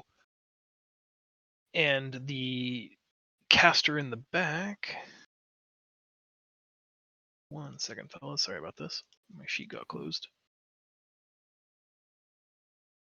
will cast a spell at Alexis. And it misses, or does that match? That matches. Matches. Damn. Oh, Alright. Look at those dice. Just mouse over the damage. oh, jeez. Oh no. Oh, Sorry. wow. She casts a guiding bolt, putting her hands together. A torrent of blue energy flashes, and a narrow, focused beam of energy fires from her outstretched hand, piercing Alexis right in the chest. As she hunches over, you guys can see, or Kelly, you can see specifically, there's a hole in her back. You can see the sea and the creature that shot her through the gaping hole in her corpse as it slumps forward. Nice. Alexis is now dying. I'm gonna go to bed. Oh, I don't want no. to play anymore. Oh, you're gonna be fine. You'll be fine. I have a hole there- in me, Try. There is no zero, or there is no negative. So when you take lethal damage, you just drop to 0. As long as the damage that you were dealt doesn't exceed your maximum HP, you just go into the death saving throw phases of dying. So at the beginning of each of your turns, you'll roll a death saving throw. If you fail 3, then you actually die. If you critically succeed, you pop up with 1 hit point. If you succeed 3, you stay at 0 but are stable until someone can heal you. I'm gonna fail every one of them, guaranteed. Good thing we've got people that can help. Hmm. Kel, it's your turn. Well, here's the thing. If you die, Kel will just bring it back. He'll be Yeah. fine. Hmm. And you'll be an undead half-elf. You might just need to re-roll your character sheet. That's all. I'm gonna step 5 feet forward, and I hope this doesn't end terribly for me. I'd like the big guy to make a Constitution saving throw for me as I cast blindness.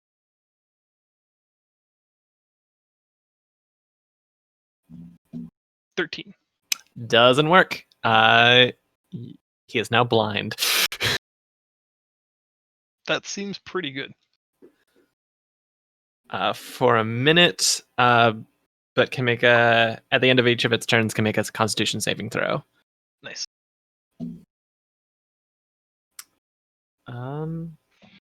I can't use a bonus action to try and do unskilled medicine for Alexis, can I? I got it. It's fine. I actually would allow a medicine check as a bonus action, just to attempt to stabilize. Do you have a healer's kit? No, I can just put pressure on the wound. Don't worry about it. I got a spell Okay. for this. We'll defer to Zaz's medical expertise then. Do you want to move, Kel? You have quite a bit left. No, I think I'm pretty good where I am actually. Okay. Unless I can take cover behind a rock, so I'm not targeted by the spells. That's the only thing that I would consider. Yeah, you could, or going back to the underbrush here would give you some cover probably also. But if you go right back to where you were, Yeah. Reed, your turn. All right. Being at a slight disadvantage from the positioning, I don't think I saw that guy die, so I'm going to do what I originally planned to do, which was use my character to use my acrobatics to like vault between the 2 rock pillars and up to the top. Mhm. Oh, look! There's a corpse on the ground, or water. With a javelin. The With a corpse has javelin. actually fallen backwards into the ocean. Oh, okay. But There's you nothing do here. You do have a There's a ballista. javelin. You can You have use a the ballista. Well, I thought Attempt to use the magical listening. ballista. Look at this. That what everyone's saying. I look at the ballista and see if there's anything I can do with it since I'm here beside it. It is completely still and silent. You don't see any buttons on it. There's no interface. There's no handles, no trigger, no control. Just a 5-pointed metallic star that houses a chamber with like glowing, jostling fuel in it, or fluid in it, that you saw rise before and become that beam that shot through or shot at Kig. But for you, it's inert. Fantastic. Seeing that this has no reaction to me at all, I would like to attack this guy. Okay. Are you gonna like jump down on him? No, I'm going to stay above him and use my radiant You can throw a sunbolt. javelin at him. Nice. Kame hit. Nice. My hand begins to glow, and I just shoot a bolt of ray, light him, whatever, sunlight at him. I didn't mean to click twice. Sorry. 4. And I will spend a key point to do it again. Nice. Ooh. Roll damage on that one. 7. Plus the. Did the 15 hit? The 15 also hits. Are we pulling from this critical hit thing? Oh, you're right. Hey. So I added the critical hit, critical fumble macro at the bottom there. That'll just auto roll a 100-sided. Where did you add it? You didn't add it to everybody else. Really? Nope. You have to. All right, everybody, go to your macros. Go to the hamburger thing. You'll see crit hit fumble roll. It is going to not be toggled. Go ahead and toggle that macro in your macros. So now it's at the I bottom. thought I had said that earlier today. New. I also took my headset off for a while, so yeah. Have no fear. It is now there if you are doing that. Whatever 11 is. 11 on the critical weapon. Critical hit isn't technically. You know how to they're press the weapons. advantage. You gain advantage on all attacks against your target until the end of the next turn. Yeah, that's pretty good. Cool. Excellent. Does that mean that second or that last roll gets advantage? Technically, yes. You Do should wanna roll it check again. 20 to make sure it's not a crit. Do it. Gurgles this. Do it. Roll it. Just do a standard roll a second time. Yeah, just one normal radiant sunbolt attack. All right, we'll take the first one. Awesome. You never know. All right, Reed, you fire down a couple of sunbolts. One that seems way more powerful than the others. You feel almost bad for a minute as the creature looks up with you, and its eyes are just opaque white, and it's kind of just clawing at, from his perspective, the infinite darkness, trying to figure out what's attacking him. Leo, That was out you're loud. a stupid creature. Seeing my half-elf friend slump over with a hole through her, I'm gonna rage and yell for Cosmodon and rush down this hill. Did you say for Cosmodon? Did you just say Yeah. Cosmodon? I did, Oh, wow. and then make it to out here.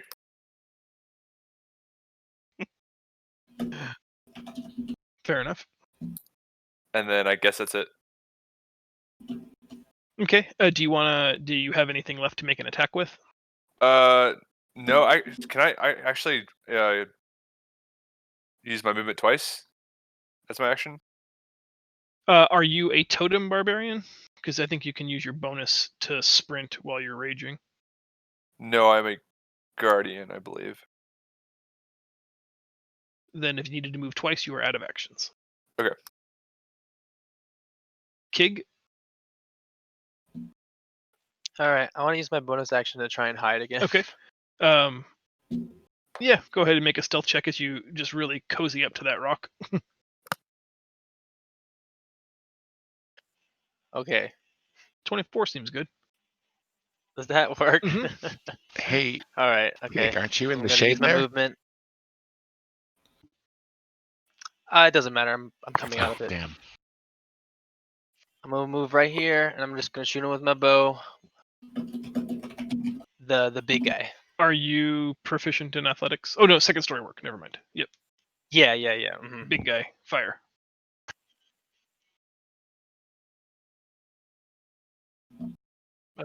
Oh, I'm sorry. Hold on. I forgot to put it on normal. There we go. Hit.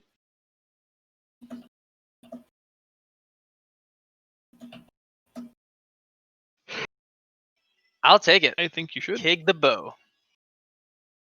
I'm excited to see Kig the sword one day, but Bowman Kigs don't. If we, I mean, if we ever get out of this wretched sunlight,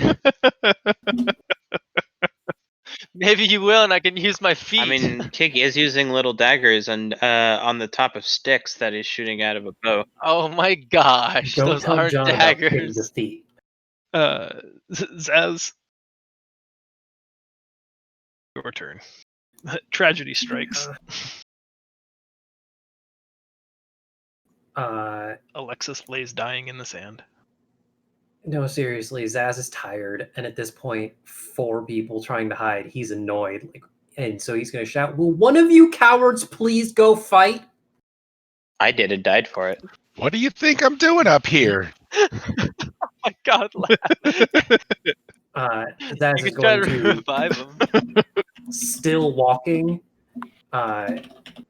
because he's not running for this, kneel down and touch Alexis with a Spare the Dying, which I'm going to link as soon as I can find my character sheet. I left it, I swear. Please? There it is. I did it. Okay.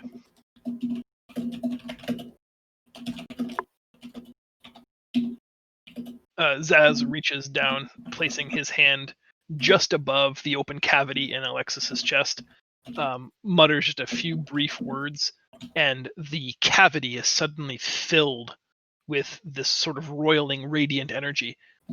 Kel and Leo, from the outside looking in, it almost looks like a small storm cloud is churning in the empty space inside of Alexis's chest, but it stops any of the blood from escaping her body, and it seems to be rhythmically keeping her body functioning. For the time being, Alexis is in no danger of dying. Whoa, Nice. that's pretty cool. I make a gurgling sound. Do you want to do anything else, Zaz? I don't really have much else I can do. Thank you, though. Jezza. Yes. So, being kind of out of the loop as to what's happening over there, not knowing that my good friend is now one whole lighter, I'm going to, let's see, 5, 10, 15, 20, 25, 30, 35, 40. It's the one thing you can add to an Alexis that makes her lighter. I'm going to take dash again as my primary action. Okay. And so hold on. I'm going to zoom in here for a second. Just to make sure I'm reading this right. So, here it says 30 feet. Here it says 20 feet. I'm assuming where I am right now is about a 25-foot drop. That seems fair. Yeah. All right. So 25, 5, 30, 35.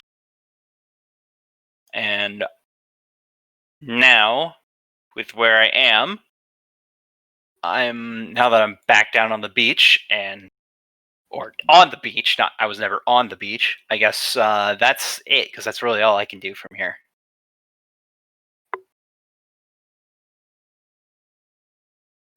Okay. Alexis, you Can't don't have do to anything. Yep.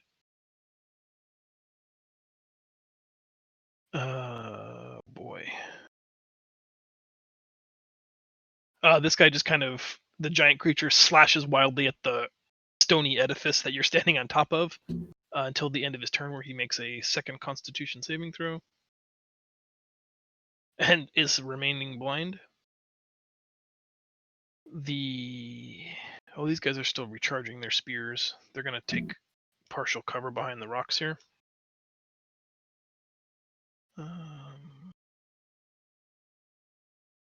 I guess I'm going to help you out, probably.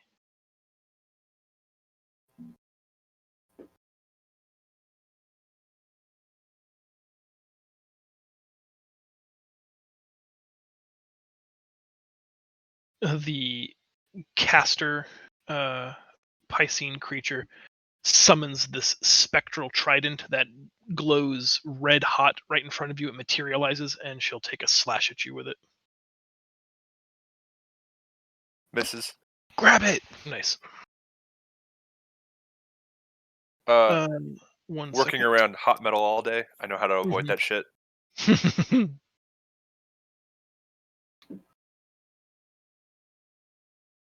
And you're in a good spot. The second arcane ballista, for lack of a better term, fires at your position, going wide, probably because of the distance. That narrow, foot-long diameter beam just blazes right past your face. Kel, it's your turn.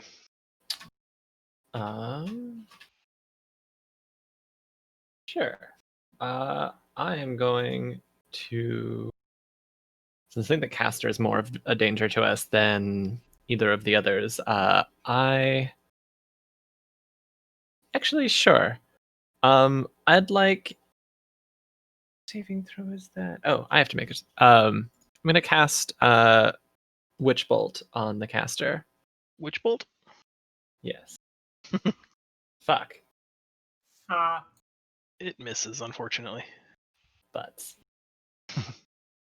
You reach out, trying to establish that tethery link of sort of necrotic lightning. It arcs near her, but catches on the boat and just starts shocking all the corpses on that boat. In like a weird misgrounding situation. I pet my badger in frustration. Excellent. Reed. I pull out my sickle and I'm going to leap down and try to drive it into the creature's head. Okay. Make your attack. Oh, you already have advantage. Make your attack with advantage. Excellent. Oh, that's right. I'd forgotten about that. Okay, I'm happy for that 23. Roll damage. And then I am also going to spend another key point. Oh, wrong way. And do my unarmed strike. My palms begin to glow as I strike 2 more times. Hit and hit. Thank you, advantage. Thank For a you, total advantage. of 9. Nice, you're pummeling the shit out of this giant thing. Probably because he's blind. That seems rude. And I feel like shifting back to normal for the second. Seems to be. No, I'll stay. Never mind. I'm not talking. I'm done. Okay. Leo. You watch as little Reed Greenbottle has just beaten this creature half to death. Over the last 10 seconds. I'm gonna charge him. Okay. I think I have enough. Let's see. Yeah. Yeah. Am I gonna be disadvantaged or leaving combat with this thing? No, it doesn't. It's a conjured item. It doesn't provoke. Okay. So I'm gonna run here and I'm just gonna manville this thing. Okay. With raged. With my what is it? The Reckless. Yeah, reckless.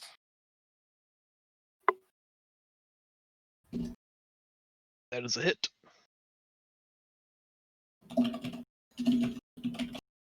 14 points.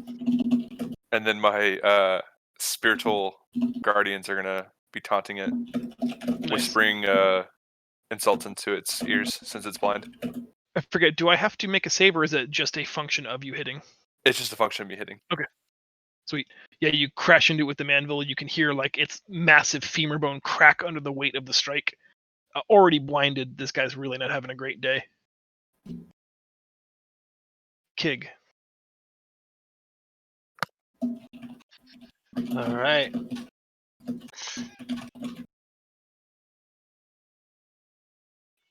Would I be able to hop across this rock as like a bonus action with my Yeah. dash? That's easy. It's only a Cool. 5-foot gap.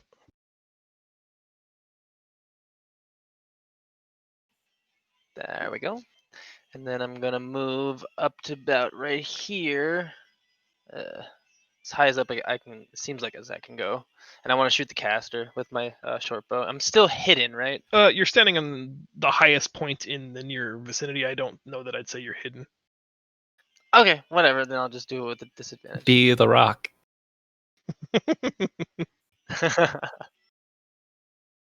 On top of Pride Rock. Hit. Nice. That is at the caster. That sent a hole through my buddy. Oh, I'm sorry. I thought you meant the lady that was casting the trident. You meant the guy at the ballista? What? No, yeah, that No, the guy cast the trident. Isn't the was it the ballista that shot no. Alexis? No. Oh, you're right. You're right. I am mistaken. Yes, that person. Thank you. Red. Yes, red. I will avenge you.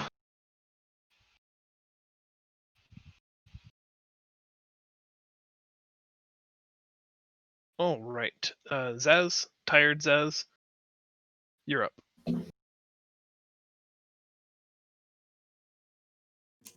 All right.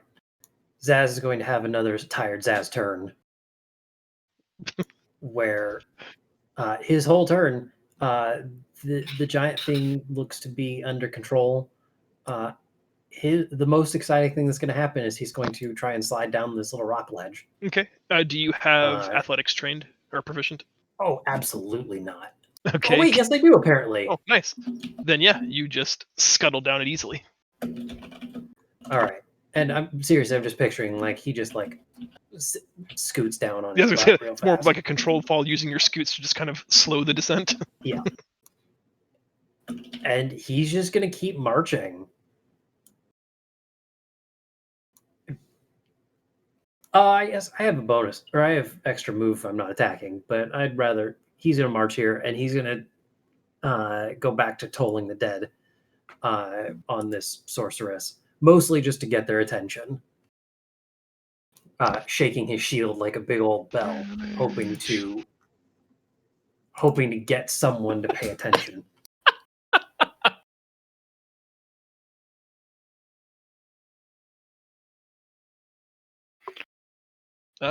Roll damage. Oh, look at that. Let's see how this goes. Yes. Nice. Hey! I think I hit the right button.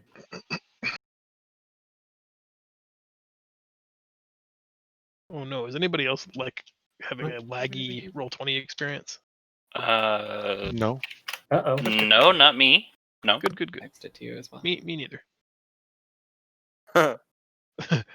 Zaz, you told the bell at the caster lady. It's incredibly disruptive. Let's see how disruptive. No, she matches. The conjured trident stays alive. Jezza, you're sneaking around the back. Okay, so I am going to finally do something Yay!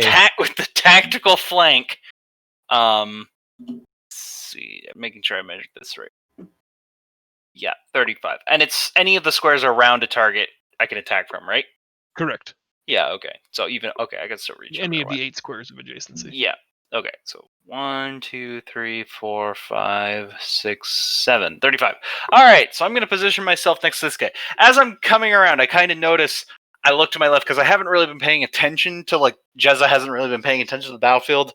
So I just kind of come hurtling through the sand. I look over and I kind of go, "What the?" And I shake my head clear, and then I focus on this guy, and I am going to attempt to whack him with my quarterstaff. Quack. Quack. That Nice. is a critical hit. And I'm also going to flurry of Crit hit from blows both. with 1 key point for 2 bonus attacks. Do your Okay, crit roll let's do first. Okay, Yeah, yeah. let's- Actually. So Question: 16 is he points. still alive? After 16 points, he is. And Okay. we need to roll the 100-sided for your additional. Oh, critical you're effect. right. How do I? Okay, do I just roll /roll 1 d100? Yep, that's fine. /roll 1d. 46 Ooh. is you are Interesting. able to maneuver towards your opponent while attacking and harass them. After your attack, you can choose to automatically succeed in grappling your opponent if you have a free hand, or shoving your opponent if both hands are currently in use.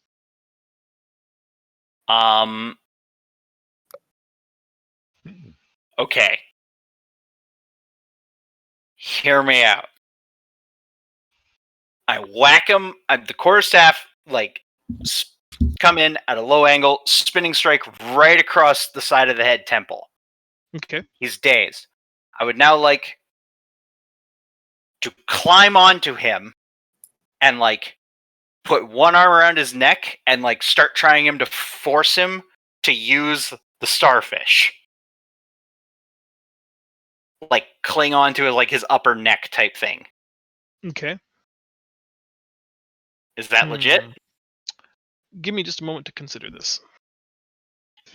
He wants to mount the fish man. I will pilot this fish man like a Gundam mech if I have to.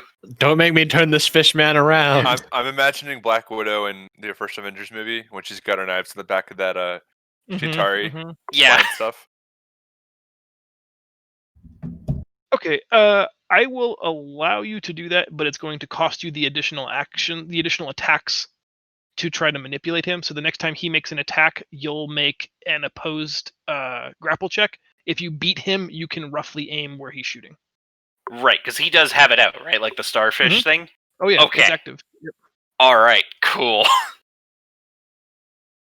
All right, Alexis, you're still dying, or no, you're stable, but at 0. The caster will attempt to slash at Zaz with the flaming hot Cheeto weapon. Oh, thank goodness. Miss. And we'll try I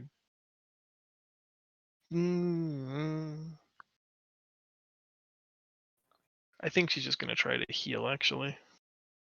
It always feels so weird to do that, knowing that it's probably just going to get reversed next turn, but...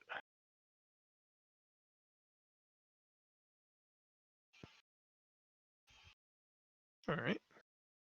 I'll take it. That heal wasn't flaming hot at all. The big guy will strike once at Leo, once at Reed, both times with disadvantage because he's blinded.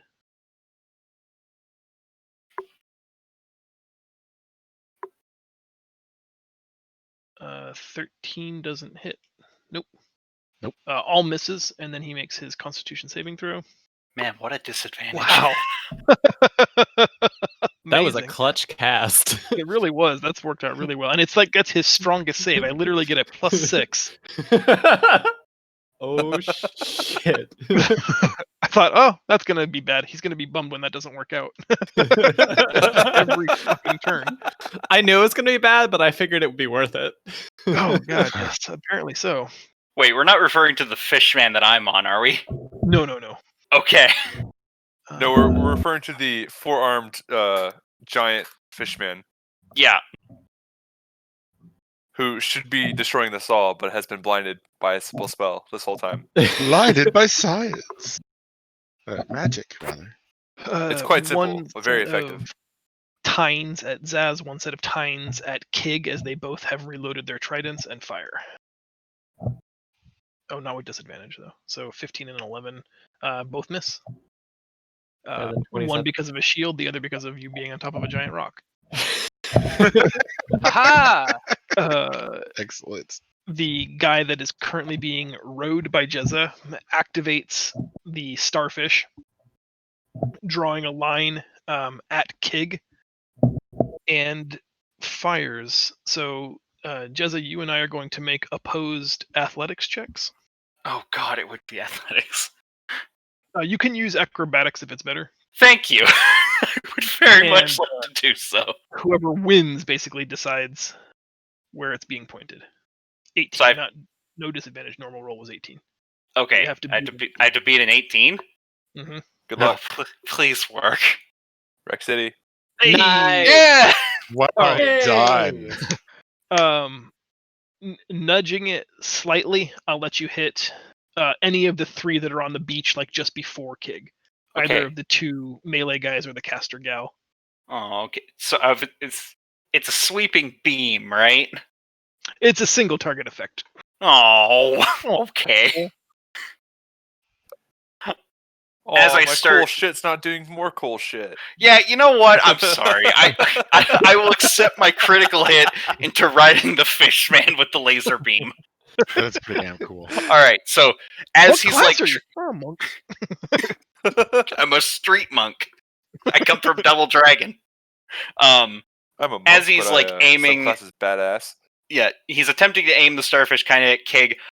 I'm cursing and muttering in Goblin as I've got like my quarterstaff like pried against his Don't shoot. neck, and I'm like, no, not that one. And he's like struggling back and forth, like that scene from The Lion King. And I eventually get him to fire the beam directly into the back of the priestess. Okay. Do you want to roll the damage, or do you want me to? How should I roll it? 4d6 plus 4. Shit.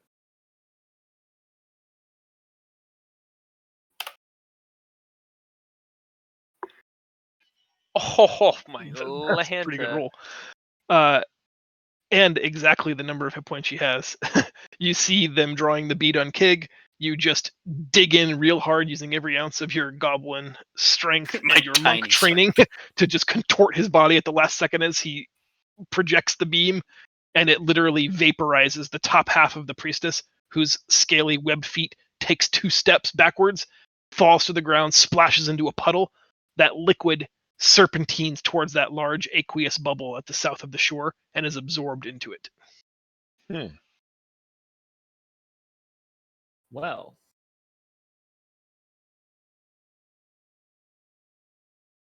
Kel, it's your turn. that takes care of what I was gonna do. Fuck. Jez is murdering everyone.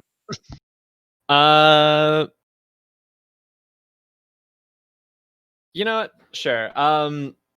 I'm going to target the big dude with a Toll of the Dead. Okay. It's wisdom, correct? Yep. Now I roll Wow. decent. You get Damn. 1. Yep. Not the Constitution saving throw that will. Yeah. I'm going to run to the other side of the rocks to try and climb up to investigate the weird starfish. Okay. I don't think I can climb in the same move. No, I think that's your move. Okay, cool. Reed, your turn. No, not the elf.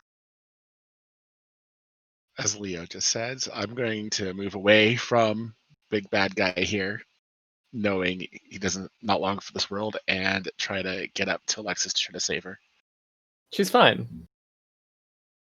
I can already heal saved her. her. She's fine though. Deal with the big guy. What are you doing? You're an elf. That's my priority. He misses. Blindly slashing at you is ineffective. Excellent. Okay. So 1d6 plus 4. So you recover 10 health plus the maximum number of your hit dice. Did I say 12? 8 health. Yeah. No. Yeah. So he gains 12 HP. So guess what? Alexis, you have some health back. Reed dashes back across the sands, opens up his alchemy bag, starts crushing herbs into a poultice, and begins applying them, working around the living storm that Zaz conjured inside of Alexis.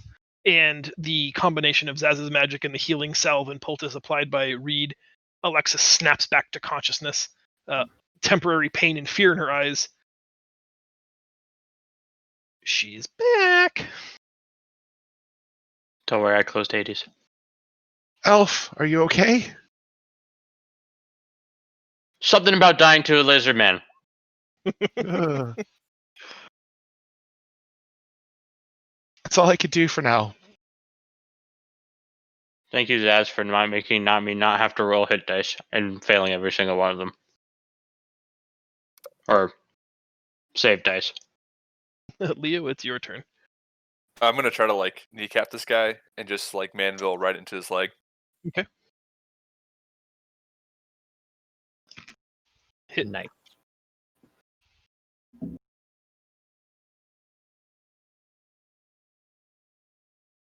That is enough to kill him. Why don't you describe how you murdered the giant fish creature? Like like I said, I just kind of like winded up and like took out his legs from underneath him, and then I just like as he was falling, I just like slammed it straight down on his head, and just like bludgeoned his head into the ground. Brutal. Nice. So basically, like sweeped his legs and just crushed his skull. It's pretty Sweep awesome. the leg. Do you have a problem with that, Mr. Lawrence?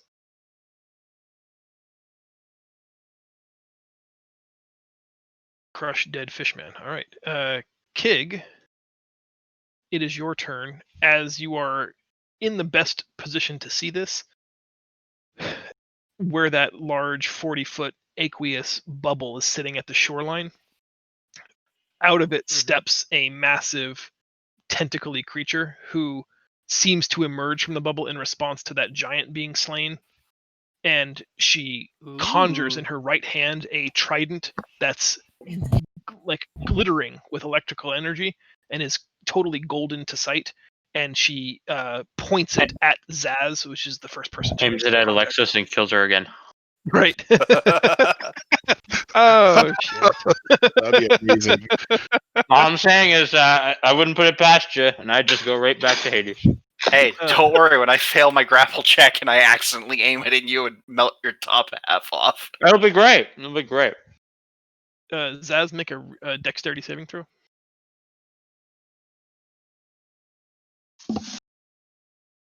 I have learned that Hades is a very fun game at this point, though. You take 7 points of lightning damage as the trident just arcs electricity in the space between her and you, seemingly skipping all of the friendlies, but almost arcing to include Kig. If not for the elevation, he might have been hit. You dodge, getting partial cover behind the rocks, but you're still singed by it. All right, Kig, take your turn. Wow. Okay.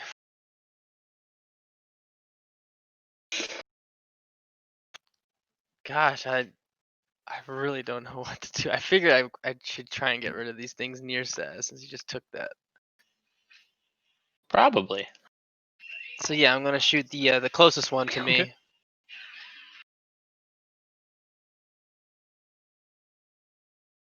Sorry, I lost my character sheet.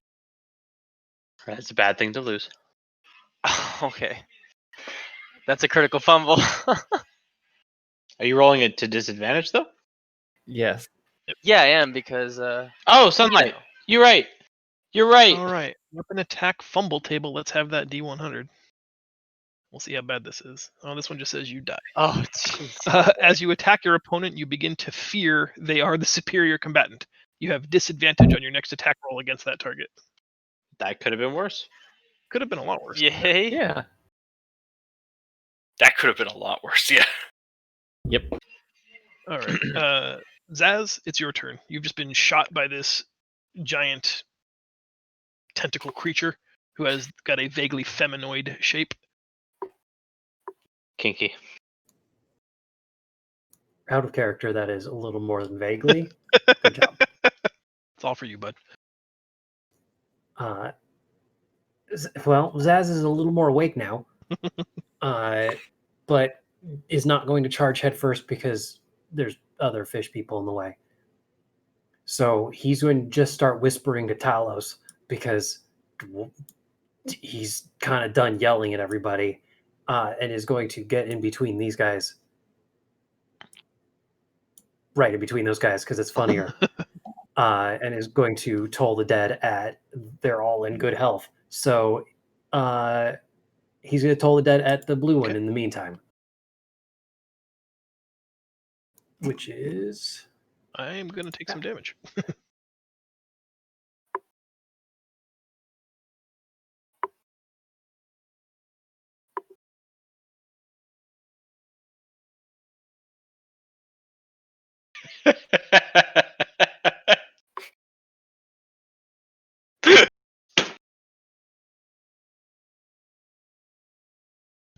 I'm great. Sorry.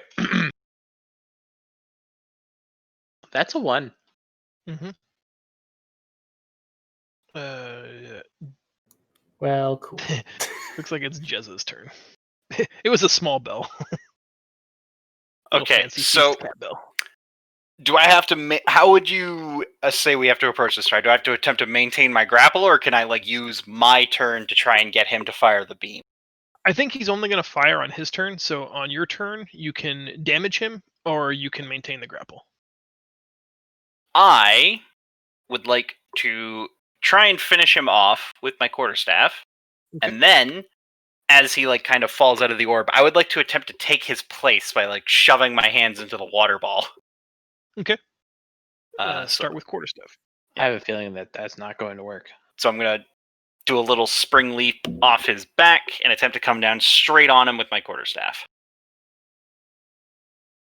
That is a miss, unfortunately. I will then spend 1 key point to do 2 unarmed flurry of blows attacks. Nice. Oh, right, I didn't spend a key point last turn. Right. So I can just, Yeah. Hey, wait. That's the ticket. Monks are fair and balanced, guys. That's a hit. Both of them, or? 12 is the AC we were looking for. Lucky And sevens. he's dead. Bada bing, bada boom. Well done. You punch him to death, literally. As I come down, I take 1 leg sweep. I miss with the quarterstaff. As I come down, I take my leg and I sweep him out to get him to come down.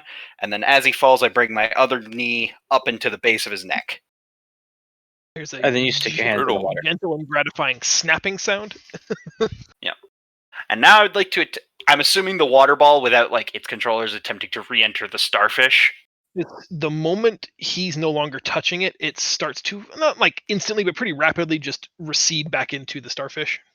I would like to try and shove my hands into the water ball to get it to stop going down. It feels just like running water from a waterfall under your hands. It slips right through your open fingers, over your palms, down your forearm, offering very little resistance until it's all back inserted into the starfish. And then the starfish hums, ceases, and it's silent and inert. I'm kind of standing there with wet arms and my quarterstaff on the ground, just kind of like looking at it like, piss! You son of a bitch. You have movement left if you want it. I kind of look up and see a big, giant, scary fish lady. Mm-hmm. Does she know I'm here? Would you say she's aware of my presence? I would say that. Okay, I am going to run over here. Run away! Yeah.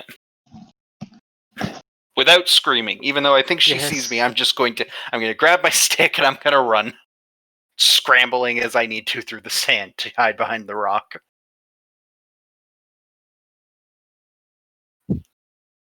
All right, Alexis.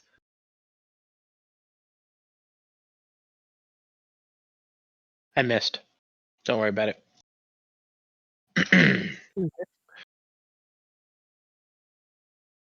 Is the light crossbow better for you than firebolt? I don't have firebolt. Interesting. Really? Nope. Do you want to move, Alexis? In the opposite direction. That is the correct answer. Over here. Kel, it's your turn. When does the giant tentacle lady go? Oh, We don't fair wanna point. know. On a 15, and you're right to remind me to do that. Not that I don't mind that she doesn't go, but I'd like at least a little bit of a challenge. Well then, the Please don't kill the me. giant tentacle lady goes before Kel does, does it not? Yep. Yeah. The creature that was marking the initiative got deaded, and I deleted it without thinking. Thanks for catching that. We'll start with the 2 guys that are sandwiching Zaz. They're gonna make trident attacks. Tridentical attacks? Do enemies also get that table? I think good for the goose, good for the gander. What do you guys think? Sure. Yeah, I agree Yeah. with that. I'm not opposed to it.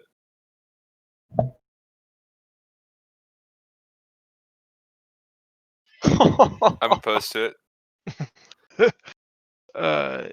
You kick your target's weapon out of their hands. You are able to take the disarm action after you attack, and you can steal your opponent's weapon if you have a free hand. Otherwise, you knock it up to 20 feet away. My freaking hammer? Leave me alone. The blue one, we'll call him Blue Bitch, smacks the hammer out of your hand, knocking it into the stone outcropping about there. And they laugh at you because they're mean and they're bullies.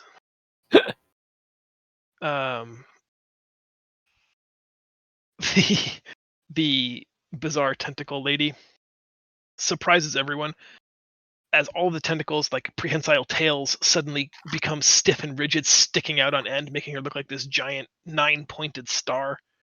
And she screams with a kind of sound that you think was only ever really designed to translate through a liquid medium because it sounds awkward and painful to hear it in your ears. And then, to the shock and surprise of everyone, she speaks a few words in common. I am death. Face now, Undine. Oh gosh. Oh yeah. Remember like an hour ago and I was like, I'm not going to tolerate Unsili being here? This is pretty bad too. This will be fine. It's fine. Everything's fine. Who's Uh, Undine? Who's Undine? Kig, I need you to make a dexterity saving throw. Copy. Okay. Don't fall off the rock. You take. Oh, actually, do you have evasion? I don't remember when rogues get that. No. Okay, then you take 7 points of lightning damage as electricity arcs from that trident that she's got, shattering some of the pieces of shale that make up the cliff you're standing on, and the rest of it just kind of wraps around your body, burning you. You duck and cover, trying to ground it out on the stone, which has some level of success, but she still hits you for 7. I couldn't redirect it like Zuko. You tried though. That's what matters. It's one of the more I'm a advanced failure. firebending techniques. I wouldn't be too hard on yourself. All right, Kel. I'm gonna, if I can, toss both my badger and my familiar up onto the rock and tell my familiar to go look at the starfish. Okay. Yes. As your familiar approaches the starfish, it begins to hum. Cool, that's what I thought. I'm gonna try and climb that rock. Can I use acrobatics like Reed was able to? Are you trained in it? Are you proficient in it? I don't know why I keep saying trained, guys. I'm sorry. Are you proficient in acrobatics? No, but it's better than my athletics. Go ahead. Okay. Let's give it a try. You watched You him could do it, use- so I would say no disadvantage because you have a blueprint in your mind of how it's supposed to work. He baited the route for me. You could use the Manville elevator. Uh, At some point, I feel like that's just going to be your dick.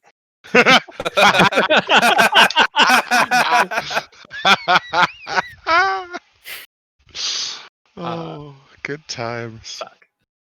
well, I fell on my ass. Yeah, so I'll give you 2 choices. You can basically fall back down or be halfway up, but kind of done with your turn because you're in space. I'll do halfway up. Can I yell to my, or is my familiar able to actually use the starfish? I honestly don't know. I don't think so, but give me just 1 second to read something. Quickly sniff in this direction. Can a dead fish man use the starfish?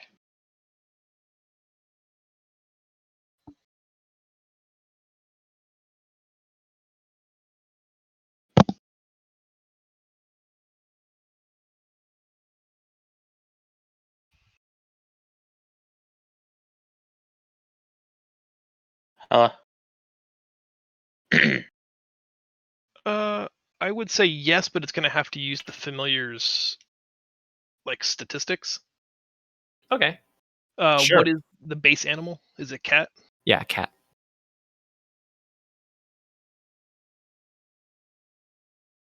Just want to do the weird stuff.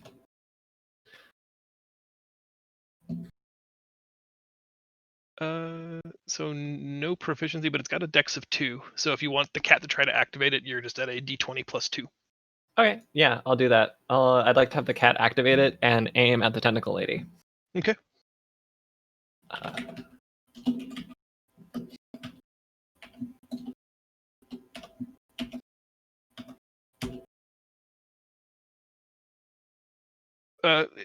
Unsurprisingly, the cat is able to activate the device.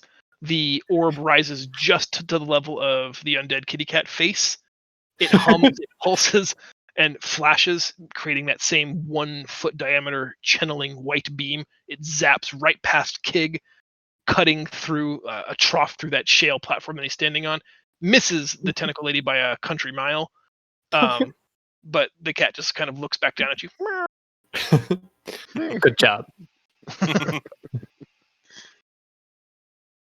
All right, Reed. All right.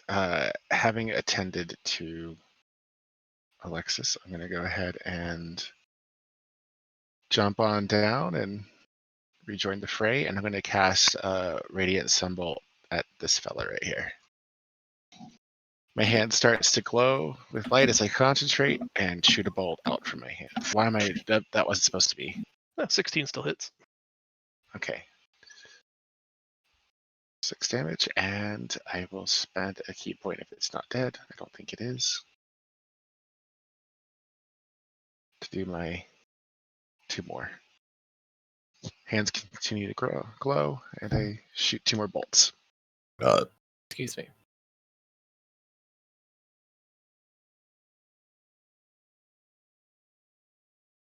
Nice, those are all hits. That's you actually your radiant sunbolts, I think, are always doing above average damage. I approve of this. Like Since over the it's course one of a turn, d4. it's Well, that first one only did I rolled a 1. So fine, maybe For at average, but still, the way everybody else seems to be rolling tonight, it is nice. You've pummeled into him with your radiant bolts a few times. You cracked armor. He's bleeding through a few places, but still combat effective. These guys can take a licking and keep on ticking. Do you want to move anymore? Or no, I guess you're out of movement, huh? Nope, I think I'm done. I'm going to Okay. stay right where I am. Leo, you just crush giant fishman. I'm gonna rush over here and like kind of hop off the rock and just slam my hammer down on top of this guy in blue. I'm going Disneyland. A critical hit. And I roll this one. Nice. Oh lord. Wow. So in one night we've seen 2 of the exact same critical effect. That's You nuts. can knock a weapon out of his hand. Yeah, I'll knock it towards Zaz. Okay. Zaz at your feet. Leo has punched the guy so hard he's dropped his trident at your feet. Go ahead and roll damage for that Manville strike. Seems pretty good. You crush him to death, like sinking his head down deep into his shoulders and chest cavity. He collapses, and as soon as he hits the sand, he liquefies, becoming this string of water that leaks towards that aqueous orb and is absorbed. And you watch as the tentacle lady just shakes her head. Undine seems visibly distraught at the loss of another soldier. Does the trident also liquefy? It does. Yep. Okay, then I'm gonna toss. I have a light hammer on me, so I'm gonna like pull it off my belt and just toss it to Zaz. Be like, stay in the fight.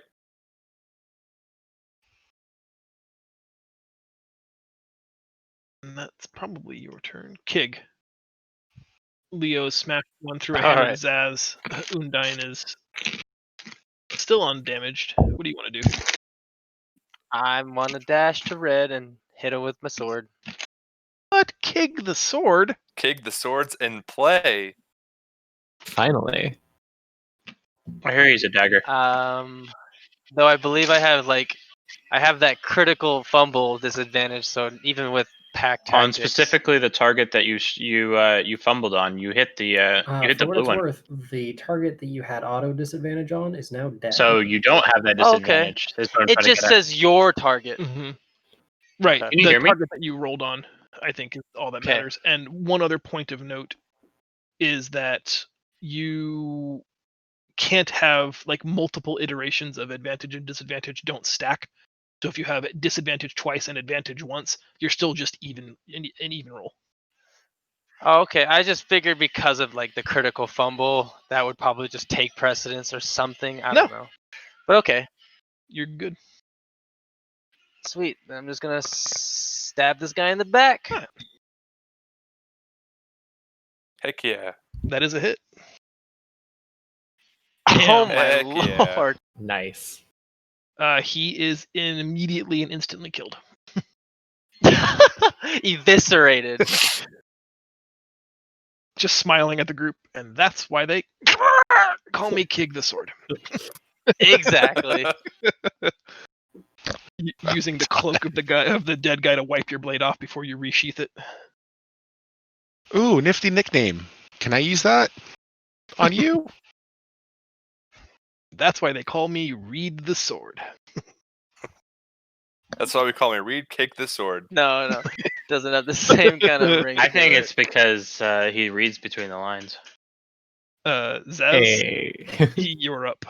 You turn in combat to watch Leo and Kig finally come to your aid, and Leo tosses you a hammer. The only hostile that remains before you is the monstrous Undine.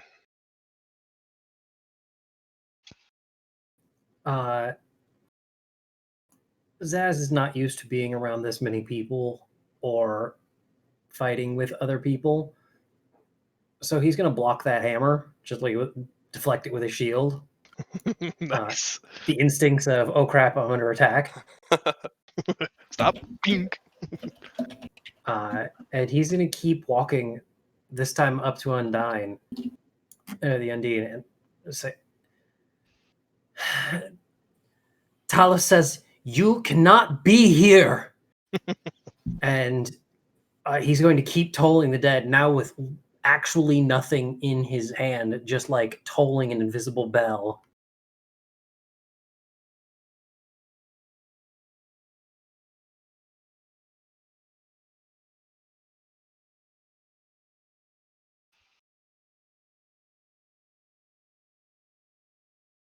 Oh. No, Oh. go ahead. Roll your damage. That ain't gonna get it done. Okay.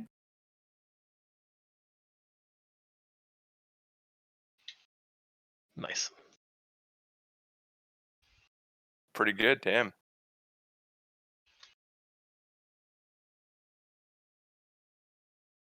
She's visibly shaken by your tolling of the bell. It's only fair. She did like the exact same thing to us. Mm-hmm. Jezza. Okay. So, I heard what came out of the giant fish lady's mouth. So, in a moment of sheer goblin inspiration, as you do, I'm going to move back to the starfish. And I am going to try and mimic the words she said in her language, just like try and replicate the sound. Mm-hmm. And I want to see if that does anything to the starfish. Okay, make a performance roll. Ooh, this sounds fun. Wow. You perfectly, like a mimic, duplicate the exact tone, intonation, and words she spoke. It has no effect whatsoever on the starfish. But Undine turns immediately, head on a swivel, to stare at you and focuses at you, cocking her head almost like a small puppy that doesn't understand. I will give advantage to the very next attack that is made against her, as she's distracted by Jezza's miming her words. I have an idea. Okay, well, my turn's not done. I would like to try and mimic more fish people sounds to try and make the thing do something. Was that my action? Am I not allowed to do it once more? I think that was your action, yeah. Okay. Looking at the fish lady, I kind of smile, and I kind of like slowly inch my way over to this boulder and just kind of hide behind it. I'll kind of like Shrugging a little. I'm like peeking out at her, like just kind of looking at her, Just kidding. and I end my turn. Alexis. Everybody's converging on Undine. You see Jessa put on quite a performance, duplicating the creature's sound, then she slinks away behind a boulder.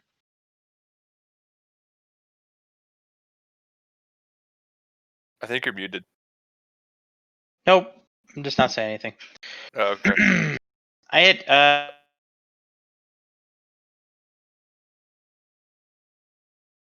And her speed is slowed by 10, right?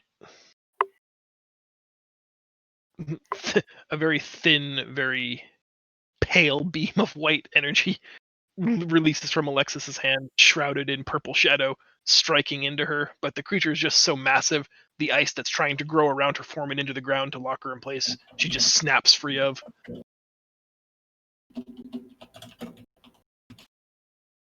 It is her turn to go.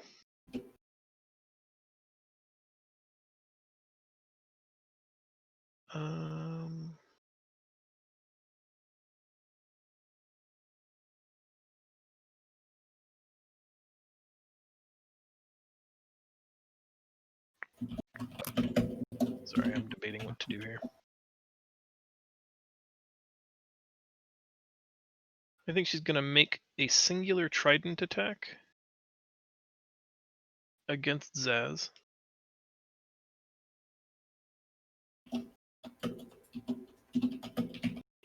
Pull to ice. For 19 points of piercing damage. So, well, that's really bad. It is really bad. You drop to 0 hit points. Ouch. I would like to react before that. Okay. I've been talking about Talos a lot for a while, so I'm going to use Wrath the Storm before I go down.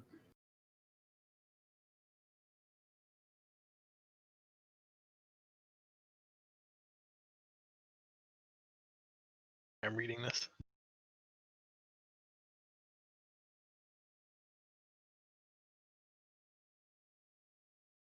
Okay. I fail my dexterity check. Oh boy. Nice. So you want me to roll or do you want to roll? It's better when you do it, yep. Yeah.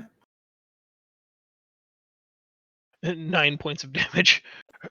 Storm God's Retribution. Lightning arcs off of your form as she stabs you into her trident, into her body, shocking her profusely. After which your form goes limp in the sand. Yeah, that happens. twice in a fight. Yikes.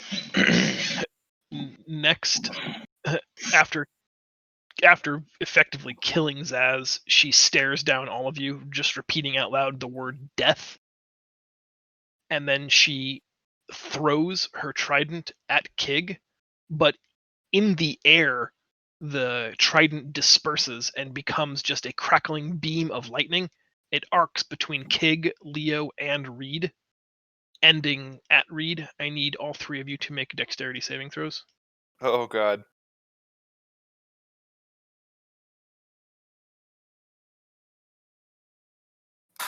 Can I just click on dexterity for that? The dexterity save. Make sure it's Oh, not an shit. ability check because it might be better. Let me see where that's at. Should be right next to it. Oh, okay.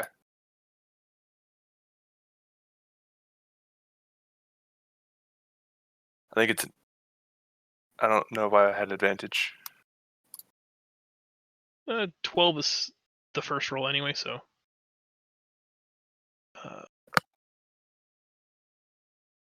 So Kig takes 8 Reed takes 16 and Leo takes 16. Actually, I guess in raging you take half. No, that's only totem barbarians that take resistance to all damage, right? Yeah. You're just bludgeoning, piercing, and yeah. Isn't Kig's a 24? Or is that not good enough? That's good enough. He takes half. Oh, sorry. I didn't understand. Half of 16 is 8.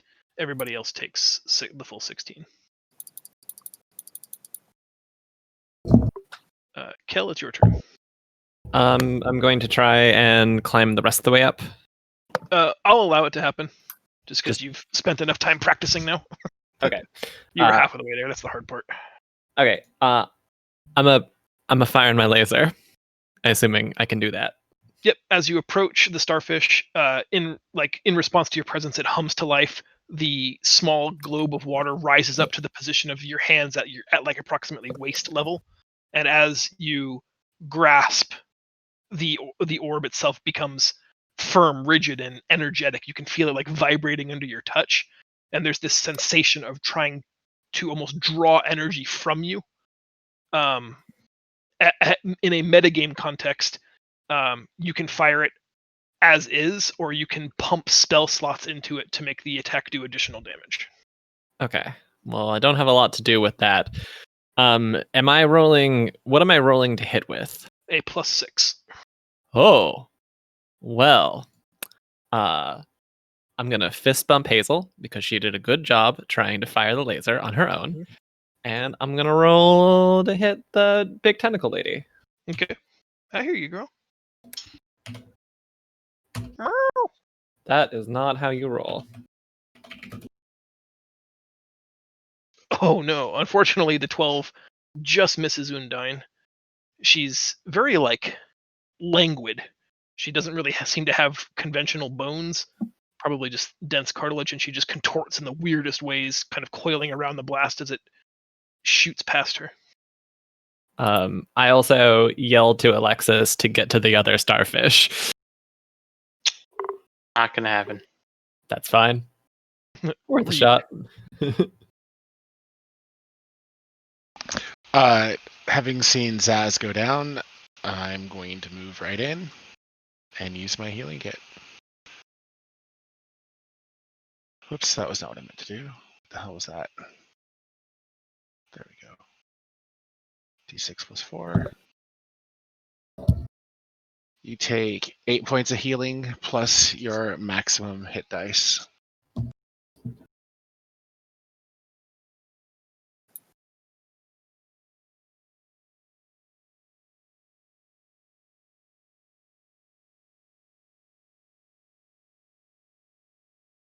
And then as a bonus action, I'm going to turn to this Undine, spend a key point, and use my Radiant Sunbolt.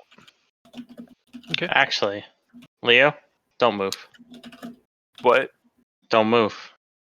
Oh, finally, a low roll for that shit. That's not fair. Are you ready for hammer shenanigans? Always. But I go next. Zell, are you having a stroke? Well, I'm saying don't Apparently, don't click on move other from your people's abilities. don't move from your position. At all. Both sunbolts miss. Yeah, don't move from your position at all. I need you to be there. You're at the distance. You're at the max distance that I can move. Leo, it is your turn. Okay. I'm gonna run here Can't. and pick up his hammer, Zaz's hammer, Okay. and just kind of toss it to him. And just kind of yell, "Don't flinch this time!" 2 for flinching. And then I'm just gonna run back here and pick up my hammer, and then run back to where I was, I guess. Okay. And get ready for Alexis to do hammer shenanigans. I'm just gonna ready in action, I guess. Kig. Kig the guy. All right, yeah. I'm gonna just move up as well. Still kind of heated, even though he's back alive. I was a little upset over the loss of my kobold buddy. And I'm gonna go in for a normal short sword attack. Good lord. Oh. A hit and You should really use your sword more. it does seem to be more effective. All right, Zaz.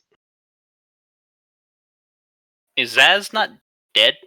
Nope. No, Reed Zaz used was his healing healed. kit to Right. restore health. Okay. Yes. You're right. Wait a minute. I cannot Zaz heal is- you again.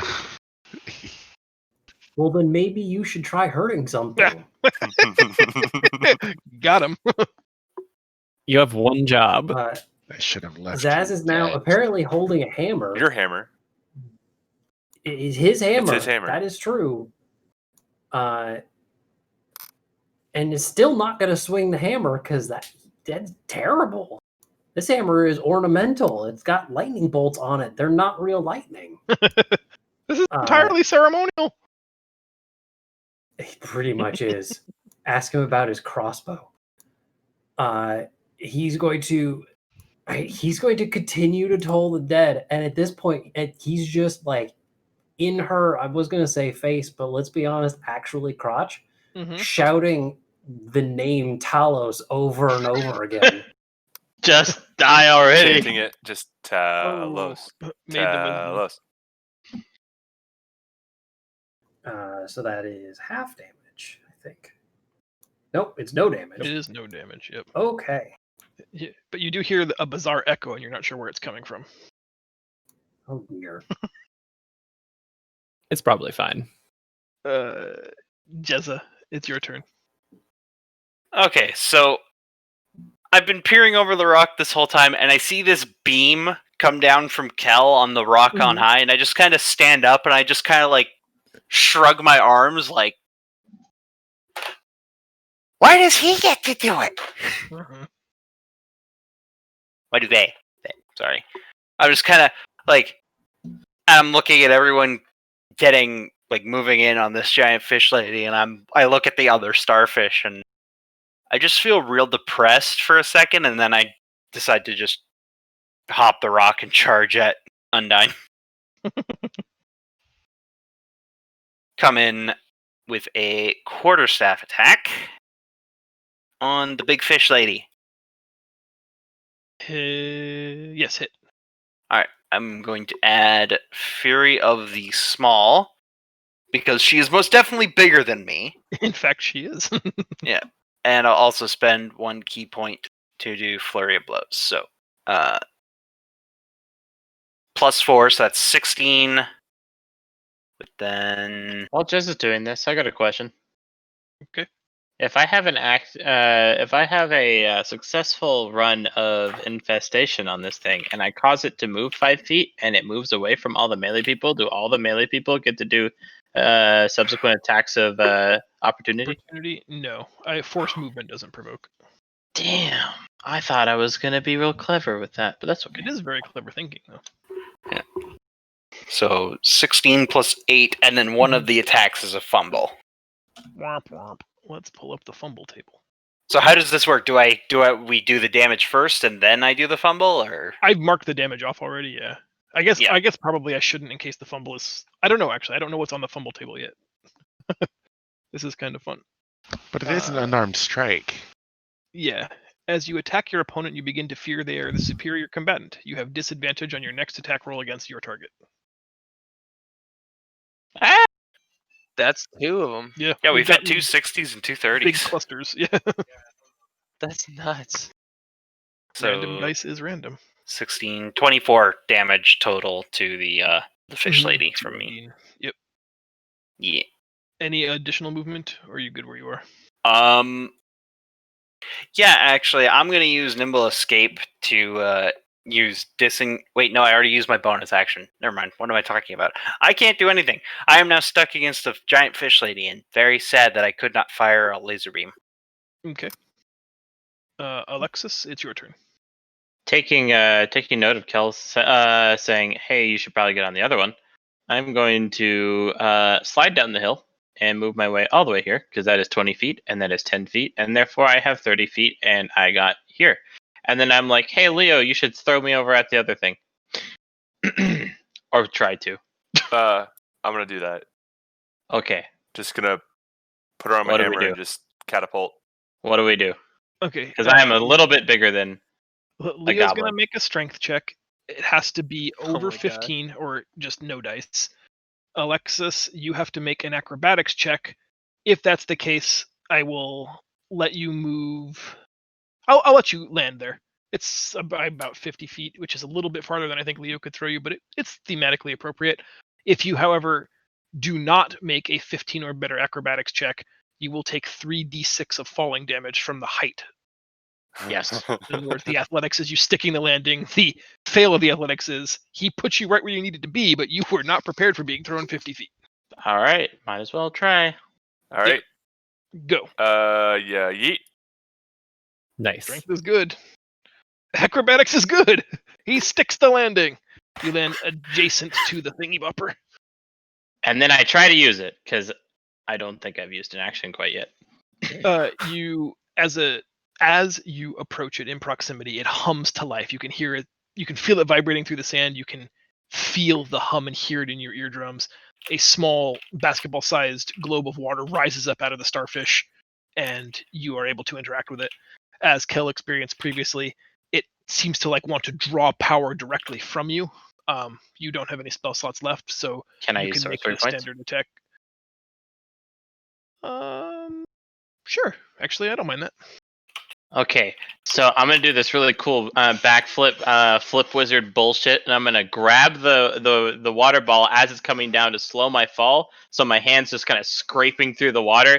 I'm gonna land. I'm gonna turn turn my attention to it. I'm gonna pump a sorcery slot, well, whatever, one of those points into it, and I'm gonna fire at the lady. And I don't know what I'm doing here. Sorry. Roll a d20 plus 6. And say I'm gonna pump it into her one more time. Oh God, no. No. No, Yes. thank you. Please don't. He'll give you advantages if you do.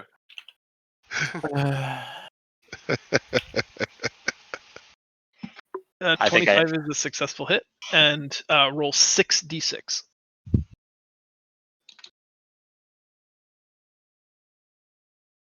Okay.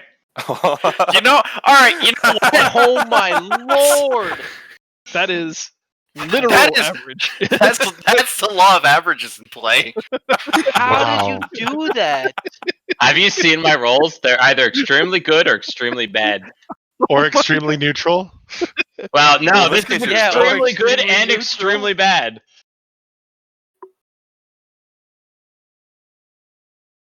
Yeah, I love that. That's just.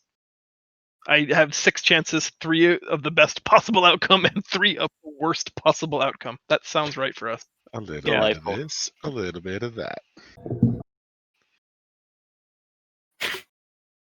All right. The beam activates, boring through her. You cut off 2 of the smaller head tentacles and shear through the webbing under her right arm, blowing out her rib cage and a portion of her right breast.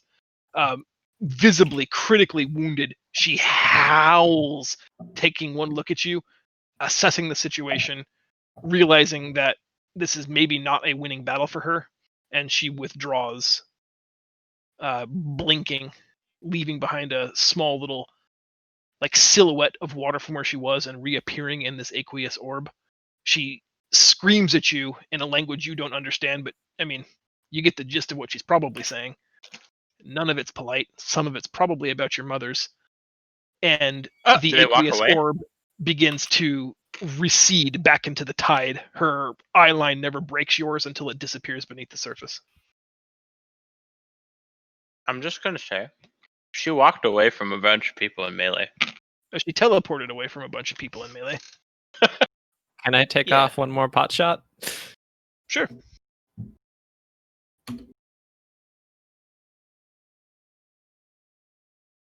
Yeah, hit.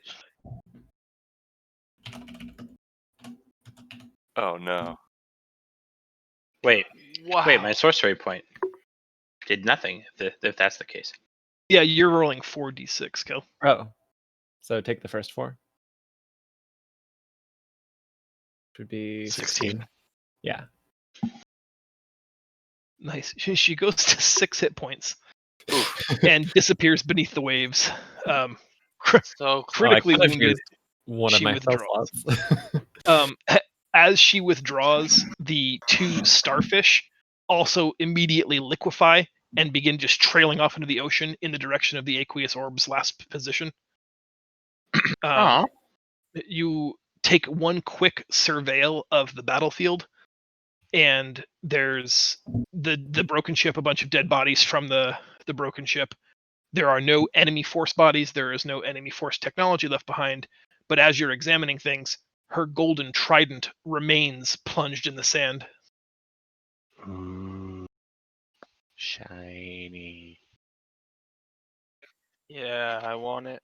I'll go check I it walk up. I walk up and pick it up. Well, isn't it over here? Yes. Oh yeah, it's over there. I'll Over here. yeah. I was there first. Seems like Leo would be the I'll just walk up to it. I'm just gonna like inspect it, basically. Yeah, like you guys are holding it up over 3 feet. I'm just kind of dangling by. Are Are the you people- going to touch it? Leo? No, I'm not. I'm just gonna like inspect it and kind of like Okay. I'll see if roll I to can, touch it. you know. You admire it. It's almost 16 feet long, buried 4 feet in the dirt, and you estimate it's got to weigh 300 or 400 pounds. It's an impressive weapon for a giant Dang. creature. You marvel at I try to pick it up. at the craftsmanship. Kig, you try to touch it. You Yes. grasp it. You can't even wrap both hands together around the circumference of the haft. And as you Aw. try to yank it up out of the sand, it immediately shrinks down, rapidly decreasing in size until it's appropriately sized for you. Oh, sweet! You now hold a golden trident in your hand. It crackles with untold potential. Hell yeah! Oh my god! Call me Kick the Trident. I need everybody quickly to make a perception check. Oh no, no, no more. Ugh. Yes, look at us kobolds. Oh my god. I was trying to ask, are those people still there on the beach? No, they were taken away in the orb. Okay. Oh, I'm sorry. I only got a 15. The kobolds have disadvantage for that because it's Because sunny it is out. sunny. Oh right, same here. You guys are all in elation, celebrating both the victory, the defeat of Undine, the amazing golden trident left behind, and there's suddenly motion amongst the sand near that shipwreck. As you turn to investigate the motion, like sometimes you can just see something moving. You don't necessarily know what it is, but you can see the motion itself. The ground there is charred black, in some cases even turned to like dark paned glass where Kel's witch bolt went awry. And from out of one of those areas of charred glass, a small charred hand crawls up out of the sand.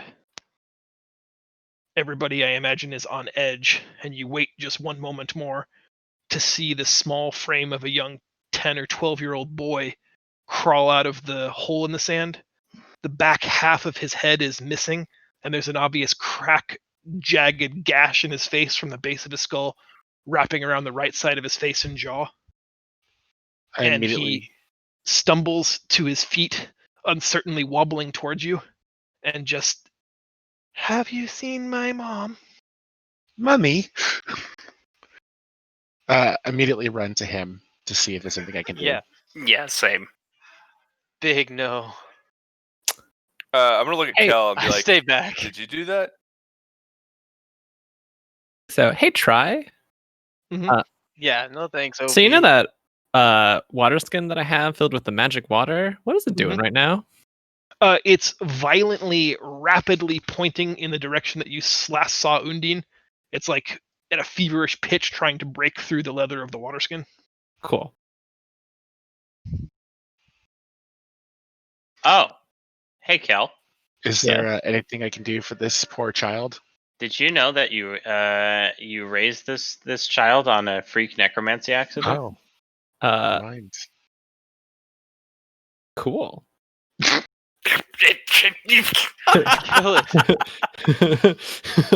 It wanders around looking for each of you in turn to answer its question if you've seen his mommy. Would I I'm be gonna a point at mummy? Kel and be like, whatever they're I like. instinctively kind of look at this. Probably shouldn't be a live child. Feel a certain kinship with it for some reason. I don't know why. And then I point at Kel and be like, "Is it this person?" The child approaches Kel and just tries to put its small hand out to grasp at yours, reaching above his shoulder height to reach your hand. My name is Opie. Will you take care of me? I kneel down into the sand and give Opie a hug. Yes, I will. He embraces you. Everyone else gets to see that the back of Opie's head is just half collapsed skull and exposed brain. But Kel doesn't seem to be that put off by it. I don't think I can heal that, says Reed. Warily. I think we need to find some hats. Nice. I take my cloak off and the hood and put it over Opie to cover his head, so no one else has to look at it. Aw. All right, guys, it's 9:00. I think this is a good spot for us to call it a night. All right. Yeah, we'll pick up here in 2 weeks if that's all right with everybody. Yep. Sure. Should Can we? Sounds good. This was Can fun. we say we did a long rest? No. No. No, come on. I can say that. I don't want to do another fight with nothing. I've got one spell slot. I was gonna say, I feel like this is. I don't. a I have potential had lesson zero about- the Someone has a entire. spell? You've had spells this entire time. You haven't used them. I've had 0 spell slots this entire fight. I didn't use my last spell slot on that last shot because I was worried we'd have another fucking fight. I'm out of I don't know about key. you I can guys, only but I'm heal doing half great the in these party. fights, and I'm ready for another one. Yeah, I mean, look at Leo, guys. He's got all of his spell slots still. He hasn't spent a single one of them. I'm still above half health. I'm ready to go. Yeah, resource management is a little tricky for casters at lower levels. It gets easier with an extra level or two, but like the governing rule of thumb, the prevailing principle, especially in a larger group, is you can expect between 4 and 6 like encounters at different difficulties, probably in a combat day, with a short rest between every 1 or 2. Now, if they're like life and death encounters, you're probably only doing 3 or 4 of those in a day, but to help you sort of like so that expectations can be adjusted to meet reality. I would prepare for the possibility of there being, 3 or 4 encounters every day, with there being a chance for a short rest, kind of whenever it's convenient. Okay. Because I was expecting like 2 major fights like that max, but no, 3 just kind of just fucked me. I was like, okay. Yeah, the problem with only doing 2 combats per rest is that it lets everybody just kind of alpha strike everything. If you've got 6 spell slots, then everyone just unloads their most powerful spells at every creature and then wants to rest for the day. It's the sleepy wizard problem that's existed since the dawn of time, because it's a wizard with 19 spell slots will just show up, delete everything on the beach in one turn, but then sleepy wizard needs to sleep. Actually, knowing me, I'm gonna show up, waste every spell slot on missed attacks, and wonder why they're living their life, and then sleep on the beach. Like, I think the ideal allotment is kind of the way Feisty's been playing Kel, where it's like you try to allocate the most advantageous spell slot spells to moments of where you think they're going to be the most impactful, rather than just I've got 3 spell slots, so fireball. Also, I have a problem on my skill sheet. I have darkness on here twice, and I don't